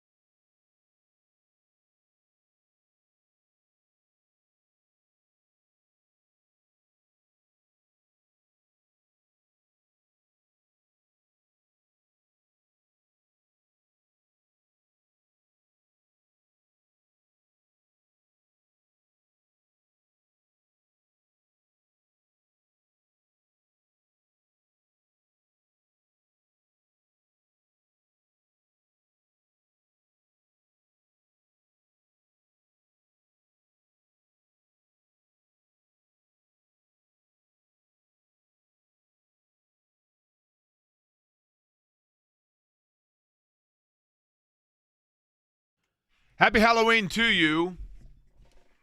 Again, I mentioned earlier, when I was a kid, back in my day, when I was a kid, seemingly, and I think all of us go through this where you're like, no, I'm telling you. I know emphatically, without question and beyond doubt, that when I was a kid, we were out later trick-or-treating than the soft kids today.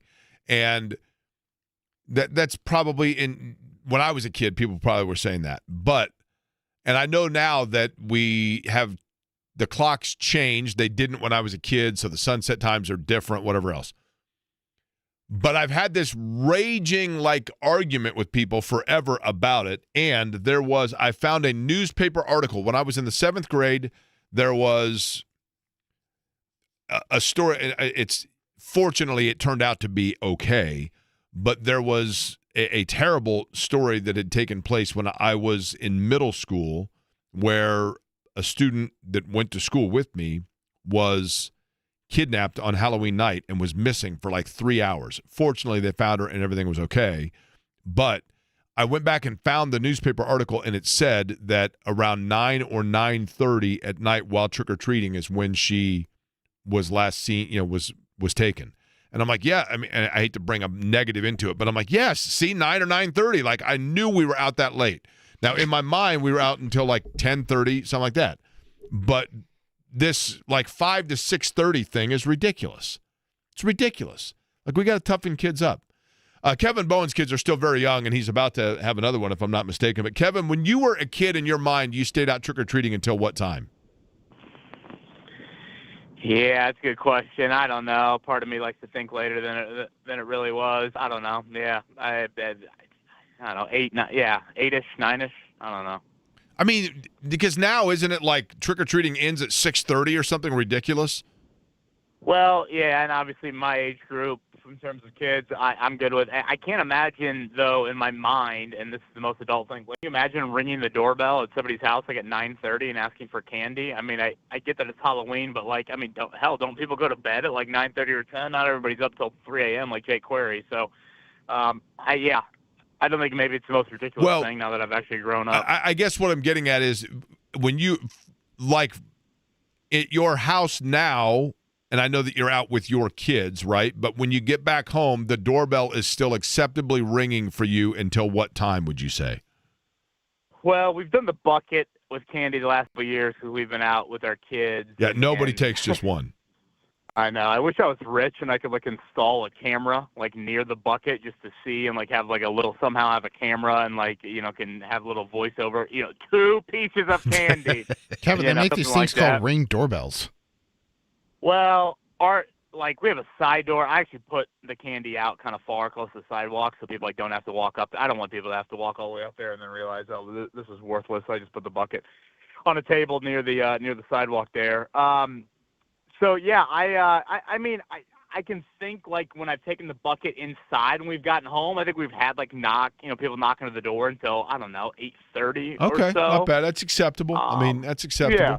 Do you get the candy assortment and then hand pick out all the Reese's so that you get all the Reese's to yourself when you're done at the night?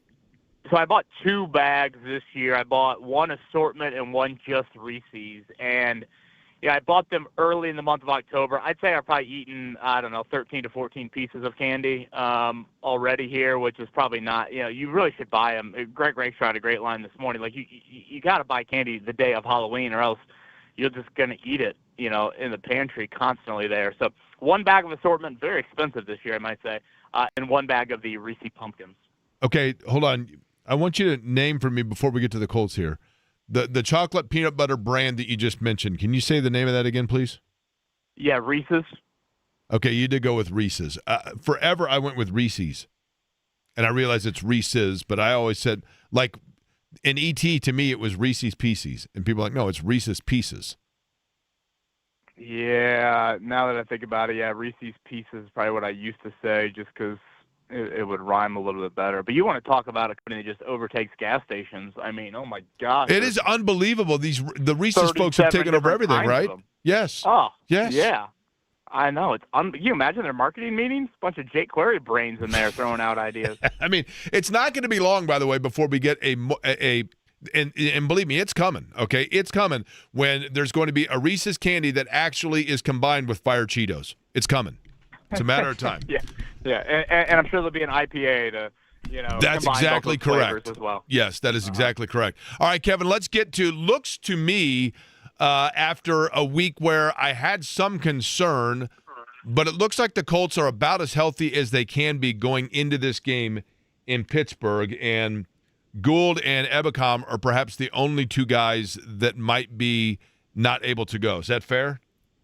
Yeah, Wednesday, maybe a few tricks on the injury report, but a few more treats as we got to Friday. So, yeah, I'd say for a team that's played 8 straight games, it's a pretty good-looking injury report. Grover Stewart did practice today. I assume he plays on Sunday. So, yeah, like you said, Anthony Gould, my guess would be Josh Downs to take over the punt return duties, and then Samson Ebicom, who now has missed 2 games in a row. So, again, I know Travarius Ward's on IR, Anthony Richardson's on IR, but, for the most part, Colts are pretty darn healthy here in early November, or I guess late October, whatever it is.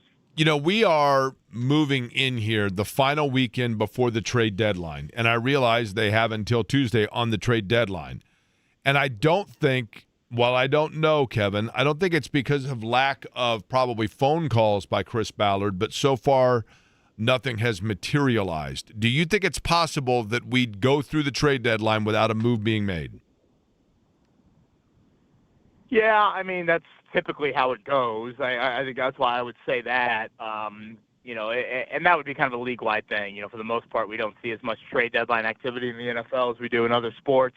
I do think there's legit interest from the Colts. I think there's legit interest in trying to swing, a pretty big bat. But again, taking 2 to tango, and, how does that look? The Miami dynamic, I think, is a really interesting one with them firing their longtime GM this morning. I would think that is a team that's selling. If I were the owner and I were hiring a new GM, I would want to present to that GM as much draft capital as possible. So, with them losing last night, do they start to part ways with a few guys there? So, this is easily the most potential buy I feel like the Colts have been in from a, are you a seller, are you a buyer at the deadline? I think defensively they would love to add something. And we'll see what Tuesday at 4 o'clock presents.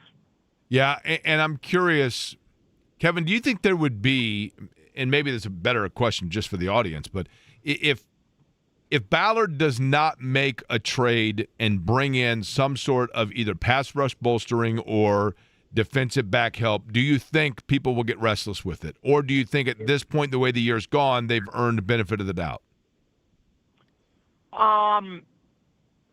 No, I think people get restless. I think people will kind of view it as the defense is not at a playoff championship run type caliber unit. And so, you have this opportunity at the deadline. And again, we'll see, how the deals unfold over the next 4 days or so. But, and like Chris Ballard, I think, obviously there are some moves that have been very beneficial to this team, but I think some people are still, skeptical of the overall resume for 8 years. So, typically when there's a decision with Ballard, I would say most people side on the, I'm skeptical of it, even with this 8 weeks of grace that he's, certainly created for himself this year. I do think, Kevin, that in the defensive backfield, I understand if the thought process there is, there's no reason to go out and make a move because it's just a matter of getting our guys all healthy. And if that's the case, we've got a pretty good room. Do you agree with that? Yeah, I think that's a good way to put it.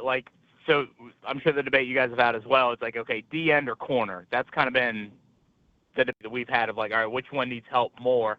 I view corner as you're maybe getting a deadline move or two, i.e. Jalen Jones, for example. I expect him to play, and honestly, I think he'll play a notable role coming up on Sunday. So let's see what he has now, and this kind of being his season debut, although he got hurt in week 1. And then Travarius Ward. He's been at practice the last couple of days, which I always think is a good sign for guys with concussions. And so, he's got to be out for at least Sunday and next Sunday as well, and then the bye week. But, is he kind of viewed as, again, trade deadline acquisition, if you will, put that in quotes, after the bye week? Whereas at defensive end, I don't necessarily see that. To me, it's not as, obvious of an answer there. I guess, maybe Samson Ebicom's getting back, but still I don't necessarily look at that as Ward, certainly, and maybe even Jones. So for me, I can hear arguments for both positions, but I'd probably side more with defensive end.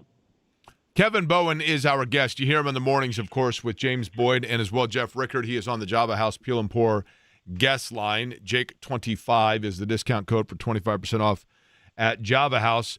Kevin, somebody asked me this earlier. I'll just put it to you this way. Is there any chance Pittsburgh is a quote-unquote trap game? By the way, I had one of those peel and pours. Eddie gave me one. Excellence, I must say. Mm-hmm. Very efficient, and shout out to Java House. Did you do the Wrangler Energy? Is that the one you went with? Boy, I don't know. Is there a caramel flavor? Yes, salt caramel coffee. Yep, indeed. Yep. That's what I went, and I actually just went with a little cold brew for myself there, and it was excellent. I just went with some cold water, so tremendous there. Thank you to Java House just for that. 86 cents per cup of coffee after the discount in the bundle, just so you know. Okay, noted. That's right. Okay, trap game, yes or no, Pittsburgh? Yeah. I don't know. I think there's still a mystique in playing at Pittsburgh. I think there's a mystique with playing Aaron Rodgers, Mike Tomlin, for example. Like, to me, I don't know if I necessarily view I think at the start of the year, if you're an NFL player, let's think of the games that are around this one. You just played, Tennessee. You're going to play Atlanta. I guess the international appeal might be there, but I would think this would be a game that you would circle a bit. I don't want to get into the historical element. I think at times they can get a little overblown, but, if you want to play that game franchise-wise, historically they haven't done very well at Pittsburgh at all.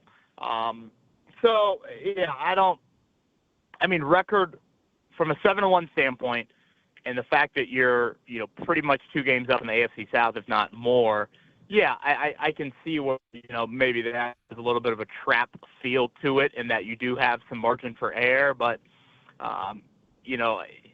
it'd be one thing if, this was sandwiched around, at Kansas City next week, for example, or, whatever. If Jacksonville turns out to be a really marquee game in December or January, then I tend to think, that has a little bit more of the feel to it there. So, Pittsburgh, I think, has got some capable things offensively, and their defense has been just an abomination, really. I mean, I went on a Pittsburgh radio show yesterday, and they literally were like, if the Colts score early, they will chant "Fire Tomlin," and it will be loud. Oh, that defense is apparently, for them, it's historically bad, right? Right. Yeah, they haven't forced a turnover, I want to say, in 3 or 4 weeks. I want to say it's 150 pass attempts since Carson Wentz tossed one to them back in the game in Dublin. So now, does that count? Yeah. Say it again. Does that count as a turnover if Carson Wentz is the one that threw it to you? I mean, hell, he started a while for here, so yeah, it probably does. But yeah, they're old, frankly. I think when you look up their roster, they are 25. Kevin, before we let you go, in terms of tonight, the Halloween plan, I'm curious, if you don't want to divulge, I understand, but what the kids are going as. I'm always fascinated by what are the popular kid outfits for, Mottman's kids are going as some K-pop singers, and I wasn't familiar with that. K-pop right? Demon Hunters? That's it, K-pop Demon Hunters. Oh, yeah.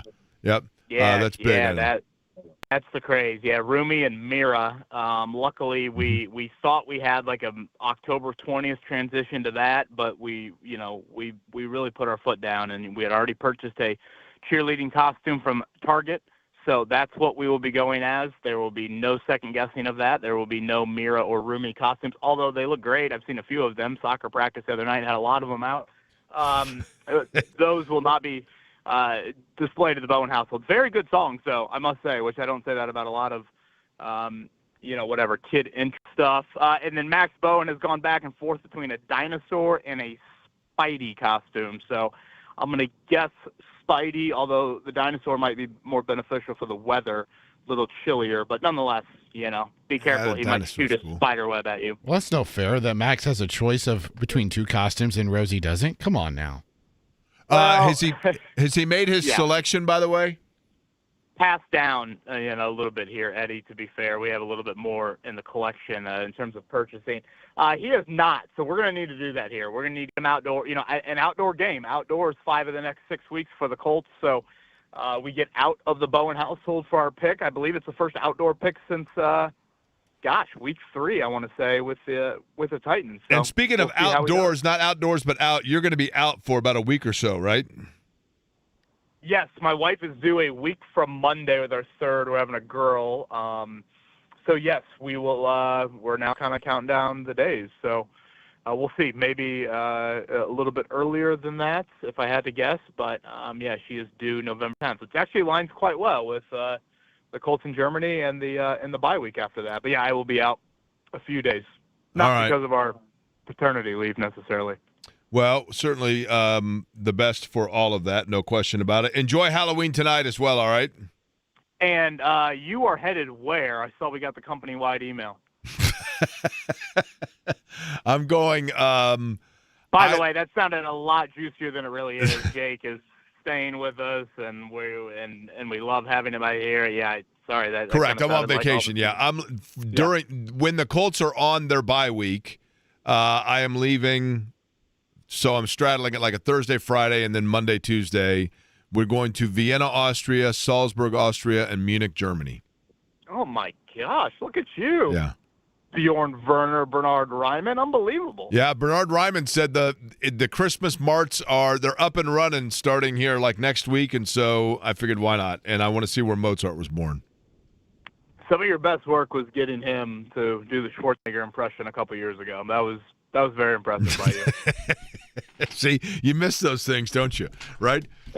And, he was such a team player. I cannot believe at 8 a.m. in the morning, he had the long, drawn-out, the pregnant pause, if you will, I'll be back. I mean, that was beautiful. A beautiful setup by you, beautiful execution by And Bernard Ryman, in fact, was back and is back in a good way. And, Kevin, I guess we'll round it out with this.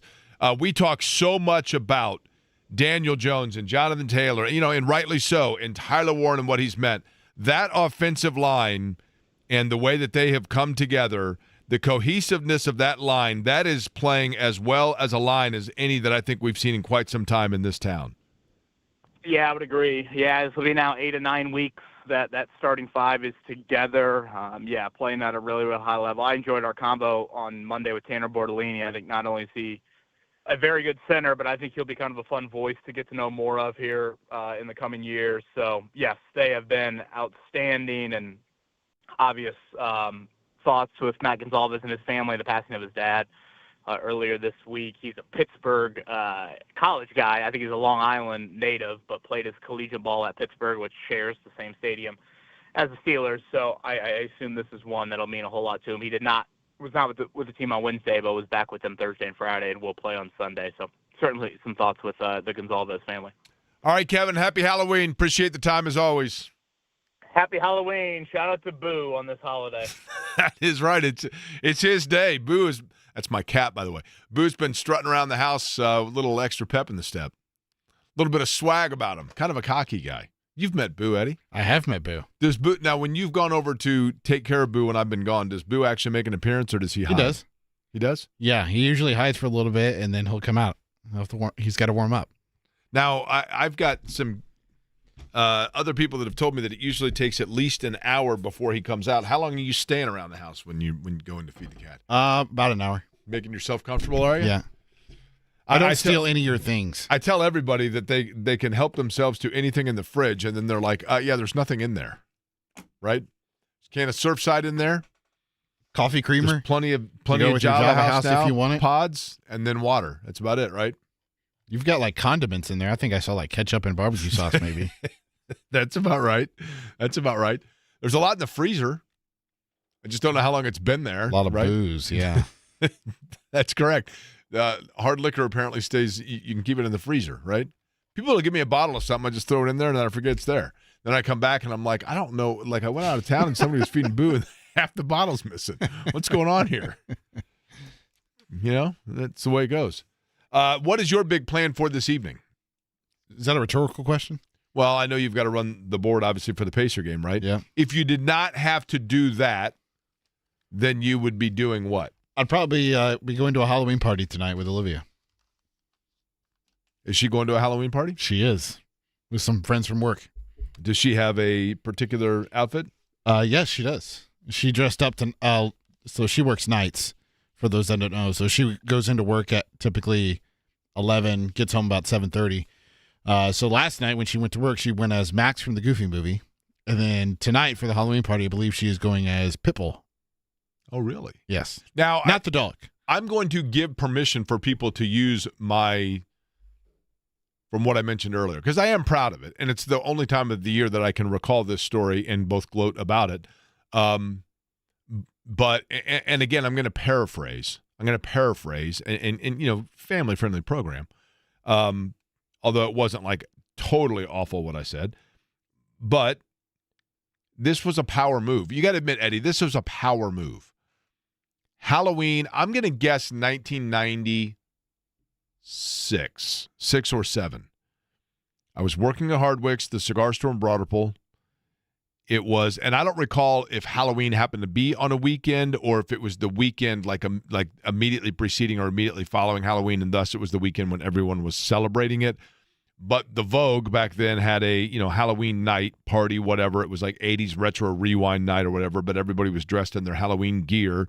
And so I went over in their costumes. I got off work at 10 o'clock, closed the shop, left at 10:30, whatever, walk over. And I'm wearing jeans and a sweatshirt or flannel or whatever was in vogue at the time. And Snow White, I think is what she was dressed as, comes up and is like, well, excuse me, we haven't met, but why are you not in costume? Well, I am. No, you're not. I am. No, everyone else around here is in costume, and you're just in jeans and a flannel. Why are you not in costume? And I said, I'm in total outfit. And she said, what is it? And I said, I'm dressed as the guy that just entered your life. I'm paraphrasing, but we got to know each other very well for an extended period of time. Emotionally, Worked out well. physically, spiritually. We bonded. Really? It was, I would say, when I was in middle school and I was learning to play basketball, they used to teach us a move on the low block called the drop step power move. I would say it was similar to that. Really? That was a drop step power move. I need to see this move. Well, I'm just telling you. I'm retired now, but You can't show me what the drop step power move is that I can use on the basketball court? at the time, it was, it went well. It's a Friday. We're coming up on the bottom of the hour. You know what that means. It is time for a Franciscan Health Feel Good, Good for the Heart Friday. And this one kind of piggybacks off last week. I'm excited to tell you about it. We'll do it next, and we'll get back into the conversation of what's going to take place tonight at Gainbridge Fieldhouse. All upcoming here. Aquarian Company, 93.5, 107.5 The Fan.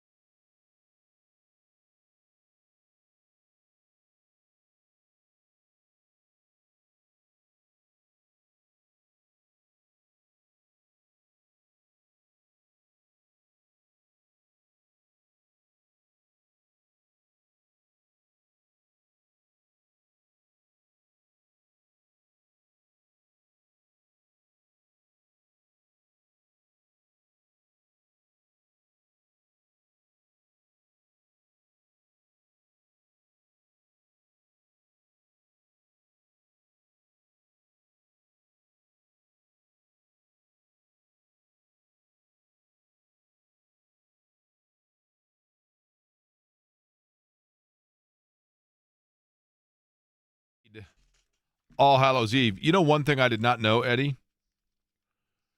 And maybe I should be embarrassed to admit that I did not know this. To know the origin of Halloween. I mean, I've always known it as All Hallows Eve. I did not know, and I don't mean this, hopefully this doesn't offend anybody when I admit my naivete previously about this. I didn't realize until I went to, like I said, we take our trips usually this time every year because of the Colts schedule. And a couple of years ago, we were in Florence, Italy, which is a fabulous city, by the way, and didn't think about the fact we were going from Florence flying back out on the morning of November 1st.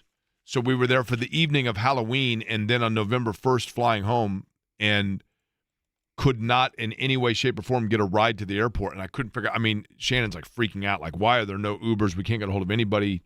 It was like 7 a.m.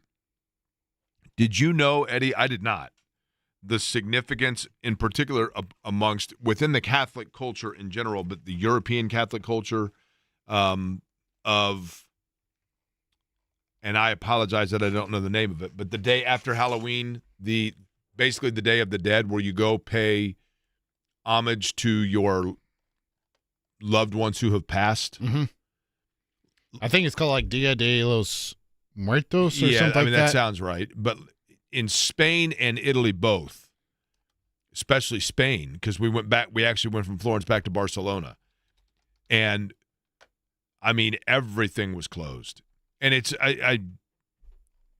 very, I mean, the significance of it is of note for sure. I mean, it's very commendable. A day when you pay your respects and visit and pass your love on to anybody who, certainly Catholics know this, but I'm not Catholic, so I was naive to that. But if you are going over, especially to those two countries on today or tomorrow, like everything's closed. I learned that. It is a Friday, by the way. Franciscan Health Feel Good, Good for the Heart Friday. And a couple of things here on this day. Simply celebrating 2 things. Actually 3, truth be told. One of the things celebrating today is the fact that I believe that we're going to continue the partnership with Franciscan in terms of getting the message out for people and continuing to do so, not only hearing some of the fantastic conversations that we've had with different doctors at Franciscan, the absolute best when it comes to heart health, but making sure that people are aware of a $49 heart scan. Heart scan for just $49 it is absolutely life-saving because you go in, and at Franciscan, which is number one rated in Indiana by multiple accounts, Care Checks and others, for their cardiovascular care and interventional coronary cardiovascular care. So what does interventional mean? It means that when a situation like I had, where it is necessary for medically there to be someone to intervene with a medical episode, then Franciscan is number one for that. And in my case, a 100% blockage due to a clot in your heart, and then getting the interventional medicine that takes place to open your heart back up, getting the stent. And the $49 heart scan is important because you get a readout of where things stand in terms of your calcium score, the amount of calcium buildup that is taking place in your heart. That can be an indication of a precursor if there's something that you need to do to make sure that you are getting elasticity within your veins. I know that sounds weird, but you get a heart health risk assessment, just $49. You can self-refer, pay out of pocket. Franciscan is number one when it comes to that. A couple of things to pass along with that on this Franciscan Health Feel Good, Good for the Heart Friday. There's a gentleman at my gym, 74 years old, really nice guy, quiet guy, shorter guy, but he went to Kansas. And one day I was wearing a pair of Jayhawk basketball shorts, and he came up and we started chatting because he told me that he'd gone to University of Kansas. He's a native of Trinidad and Tobago, not sure which one, Tobago. But we were talking, and turns out that he worked here, or moved here, I should say, because of a job he and his wife with Lily some years ago. And he is now in his mid-70s, as I mentioned, and he's always running or working out or doing different things at the gym. And during the course of the conversation, as you see somebody in your gym, you will, just occasionally, hey, how you doing? Good to see you again. Or haven't seen you in a while or whatever. And you have your little bit of small talk before you go on about your individual exercises. And in his case, he is always doing a walk or a jog on the treadmill. And so finally I said to him, man, you do a lot of running. You must really enjoy running. And he said, well, I'm actually more so just kind of training. And I said, for what? And he said, well, I'm getting ready for the New York City Marathon, which I found to be incredible to think that anybody could run a marathon. I've done half marathons, but a marathon, totally different animal. And most people that do them do like one or two of them. And I said, well, how many have you done? And he said, well, this year will actually be my 34th New York City Marathon. My eyes had to get the size of like silver dollars. And I said, I can't imagine. And of course, I made the joke, so you started when you were 5, and you laugh. And he said, well, it's funny you mentioned because to an extent, I'm not far beyond that in my second life. I said, what do you mean? And he said, well, I had a heart attack. And at that point, he had done, I believe, 19 marathons. Then he had a heart attack and was determined to get himself back into the situation and the shape where he was previously. And he did so. And I just saw him, literally just saw him at the gym on Tuesday, and he wasn't on the treadmill. And I said, oh, man, are you not running anymore? He said, no. I'm scaling back my running this week because I leave on Friday, that meaning today, or maybe it was yesterday actually that he left, for his 37th New York City Marathon. And remarkable, 37th New York City Marathon. And again, after having a heart attack. And I think the important thing there is for people to know, and I understand what it is like mentally, physically, all of it, if you've had a heart attack, to wonder whether or not life has changed for you, to wonder whether or not the things that you always set out to do or had done previously, if that meant it's the end of the road. Certainly you want to be conscientious. Certainly you want to work with your cardiologist. Certainly you want to make sure that you're doing things under the medical guide. But nonetheless, it is, in fact, no matter what the situation might be, whether it's your heart, whether it is something with a different ailment or illness, the two things that I always say. The first is that I think it's so important for people that are going through that medical journey, no matter what it might be, to go at what's best for you and your doctor. And don't get caught up in, everybody says, you'll bounce back and be better than before. Oh, man, you got this. You'll kick this thing in the tail. I understand that, and I know people are saying that to be encouraging. But it's also at times there comes like a pressure with that of like, well, what if I don't? Am I going to let people down? It's a long journey. And so doing it at your pace under the watch of your doctor, but doing what's best for you and setting your own goals is what's important. And in this case, the goal of running the New York City Marathon and doing it for a 37th time is so impressive. Also, I want to send a congratulations. I told you last week about Audrey Bassett and the Westfield volleyball team and the fact that Audrey found herself in a position where here it was going against a rival in Hamilton Southeastern, trying to win a volleyball match against a team that had won 20 straight against her school, and doing so for the sectionals, and thinking about the fact that a year ago when her season and their school had come to an end against the same foe, and shortly after that losing her father unexpectedly because of a medical condition, and digging down and finding a way to win in that match, as I talked about last week, and advancing to the regionals. And I want to, for 26-1 Westfield, now for the girls volleyball team, 26-1 Westfield, I want to congratulate them and wish them the very best of luck. The very best of luck against the defending state champion, undefeated Carroll, tomorrow at 12:30 at Rochester High School in the semi-state. And playing in the semi-state in the state of Indiana, and then taking on the winner if they should win that against Crown Point and Penn up in Rochester High School. So congratulations to Westfield for, again, finding their why, finding their purpose, finding that motivation, and continuing to move along in a story that inspires, and one that I told you about a week ago, and it goes on. And again, understanding that if the end of the road comes at Rochester and not as far as you want, then it's just simply about knowing that it was about going at your timeline, finding your why, and finding the victories where they could be had.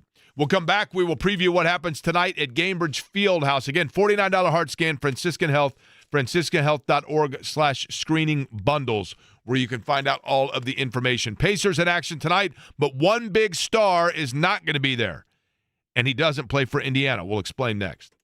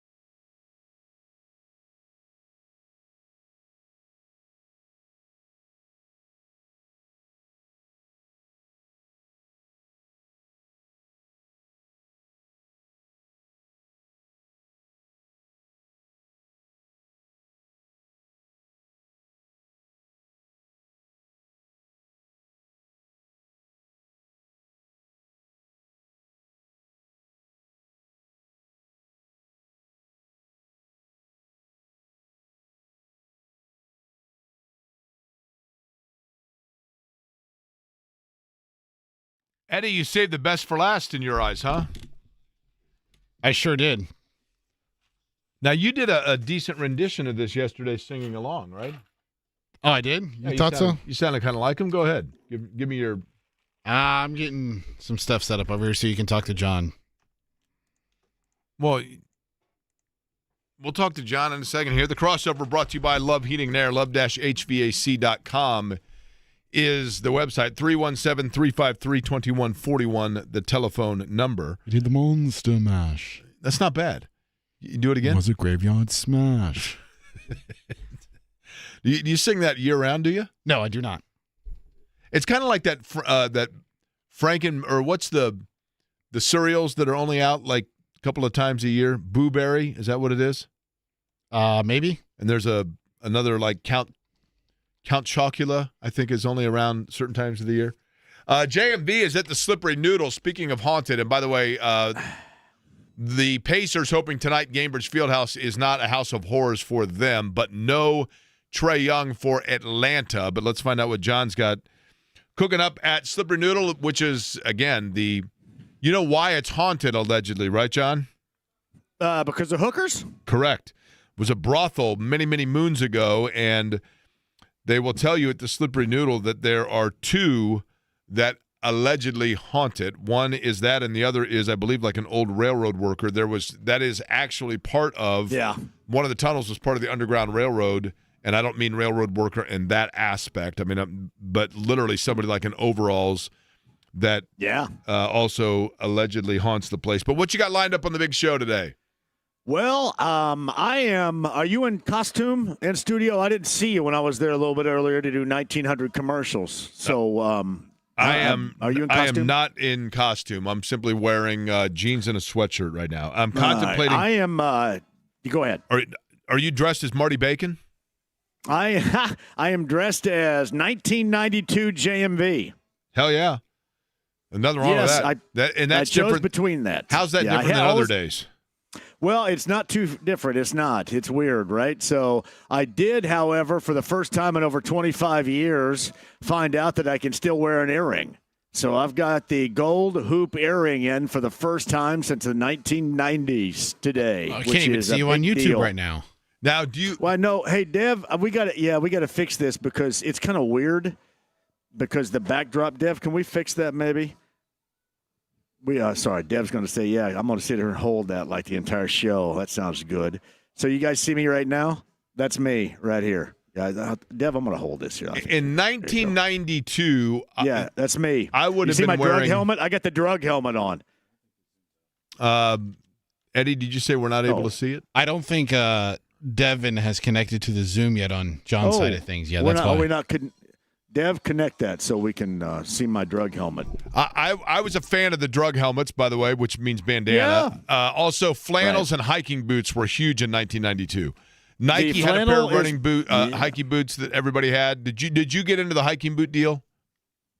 I do. I have hiking boots on right now, which, as Eddie referenced, I think, in social media earlier this week, is not too far off from what I wear today. So, I was definitely into hiking boots, hoop earring, drug helmet, Allison Chains facelift T-shirt, stonewashed jeans, cuffed on the bottom right now. Yeah, you got to peg the jeans, man. We're on full display. Right, they're tight too, man. They're tight in all the right areas. Right areas. All right.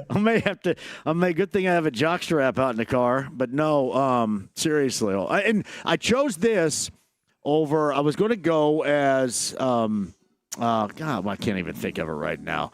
I was going to go with Scott Howard, Teen Wolf, and not Teen Wolf, the hairy Teen Wolf, right, the athletic Teen Wolf, but Scott Howard. I have the entire uniform, the Beavers uniform, but I thought it was going to be too cold to wear that. Now the basketball scenes in that movie do leave a little to be desired, right? Yeah.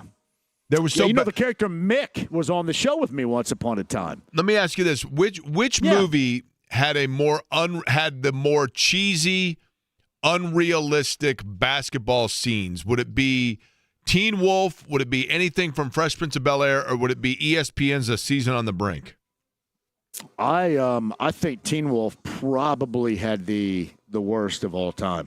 because none of those dudes can play. I think that there was a redheaded guy that looked like Simply Red back then, a left-handed guy that looked like he could play, or looked like maybe he'd picked up the basketball in his lifetime. Right. These guys look like all the guys trying to play the 5 for the Pacers right now. It's like, hey, this is all new to us. I don't know what we're doing. Well, that's about what it looks like. Do they get? Let me ask you this: Miles Turner is back on Monday, but the Pacers have 2 between now and then. They have Atlanta tonight. They have Golden State tomorrow night. Will they have a win in the win column by the time Miles Turner is here? They're going to beat Atlanta later on tonight. Yeah, I don't think there's any question about that. I would agree with that. I would agree with that. They're going to beat the Hawks coming up later on tonight. That's a good thing too. And I'll get more in. Everybody comes to me for all the Miles stuff. And if Miles just had somebody that could figure out what you should say and what you shouldn't. Everybody around here would have been fine if he had sour grapes and was bent out of shape about his offer in the front office, maybe pulling something back once Halliburton got injured. But when you go in on teammates like that, that's when you lose absolutely everybody. And he has handled this so badly. I mean, really, he's turned himself into, and I don't think he really meant to, he's turned himself into a horse's ass. Well, I think what he's done, bad. John, I think he's gotten kind of swept up in trying to be a buck guy to right away, right? And appeal to the Milwaukee fan base and kind of turn heel against Indiana in that rivalry, if you will. And from this standpoint, it looks hollow, right? These guys all, he goes on the Greek Scrubs podcast, right? That's the brother, the Scrub brother, the Greek Scrub, I think, whatever the hell his name is, Giannis's brother. Right. And, all of a sudden you get these big nads, don't you? I mean, you get I'm going to pull up in a dump truck with I'm going to just say everything, and I'm going to cuss. And then you end up saying, as he has the entirety of the time, really the wrong thing. When everybody around here would understand, if you say, you know what, I've been out of shape. They've always tried to trade me. They signed this, lazy rear-ended DeAndre Ayton to an offer. They done all this to me, and then they did not give me the type of deal that they told me they were going to. I think everybody would go ahead and say, yeah, you know what, you have a reason to be bent out of shape. Blame it on the front office. But when you go all in, even a little bit on Halliburton, or go all in on they're going to give me talent around me, all this and the toughness stuff, you lose everybody, and he's going to get roundly booed coming up on Monday. That's the way, and like I said, he went to Milwaukee, and he's now, for Halloween, he is playing the part. He's dressing the costume as kind of the tough guy heel on the Bucks side of things. All right, John, we'll throw it out to you shortly. Have a great show and a good Halloween, all right? Mm-hmm. All right, JMV will be in his flannel and his gold hoop earring joining you in just a couple of minutes. We will be back with you with plenty to talk about coming up Monday. We just mentioned it. Miles Turner will be back at Gainbridge Fieldhouse on Monday. We'll recap for you as well. The weekend in football, including Colts and Steelers. Eddie, your score prediction is? I've got Colts 33-20. Yeah, that's probably fair. I'm going to say, even though they could score as many as they want, they scale it back a little bit. I'll say 26-22. Colts win. But we'll talk about it Monday. I thank you for listening to Query & Company.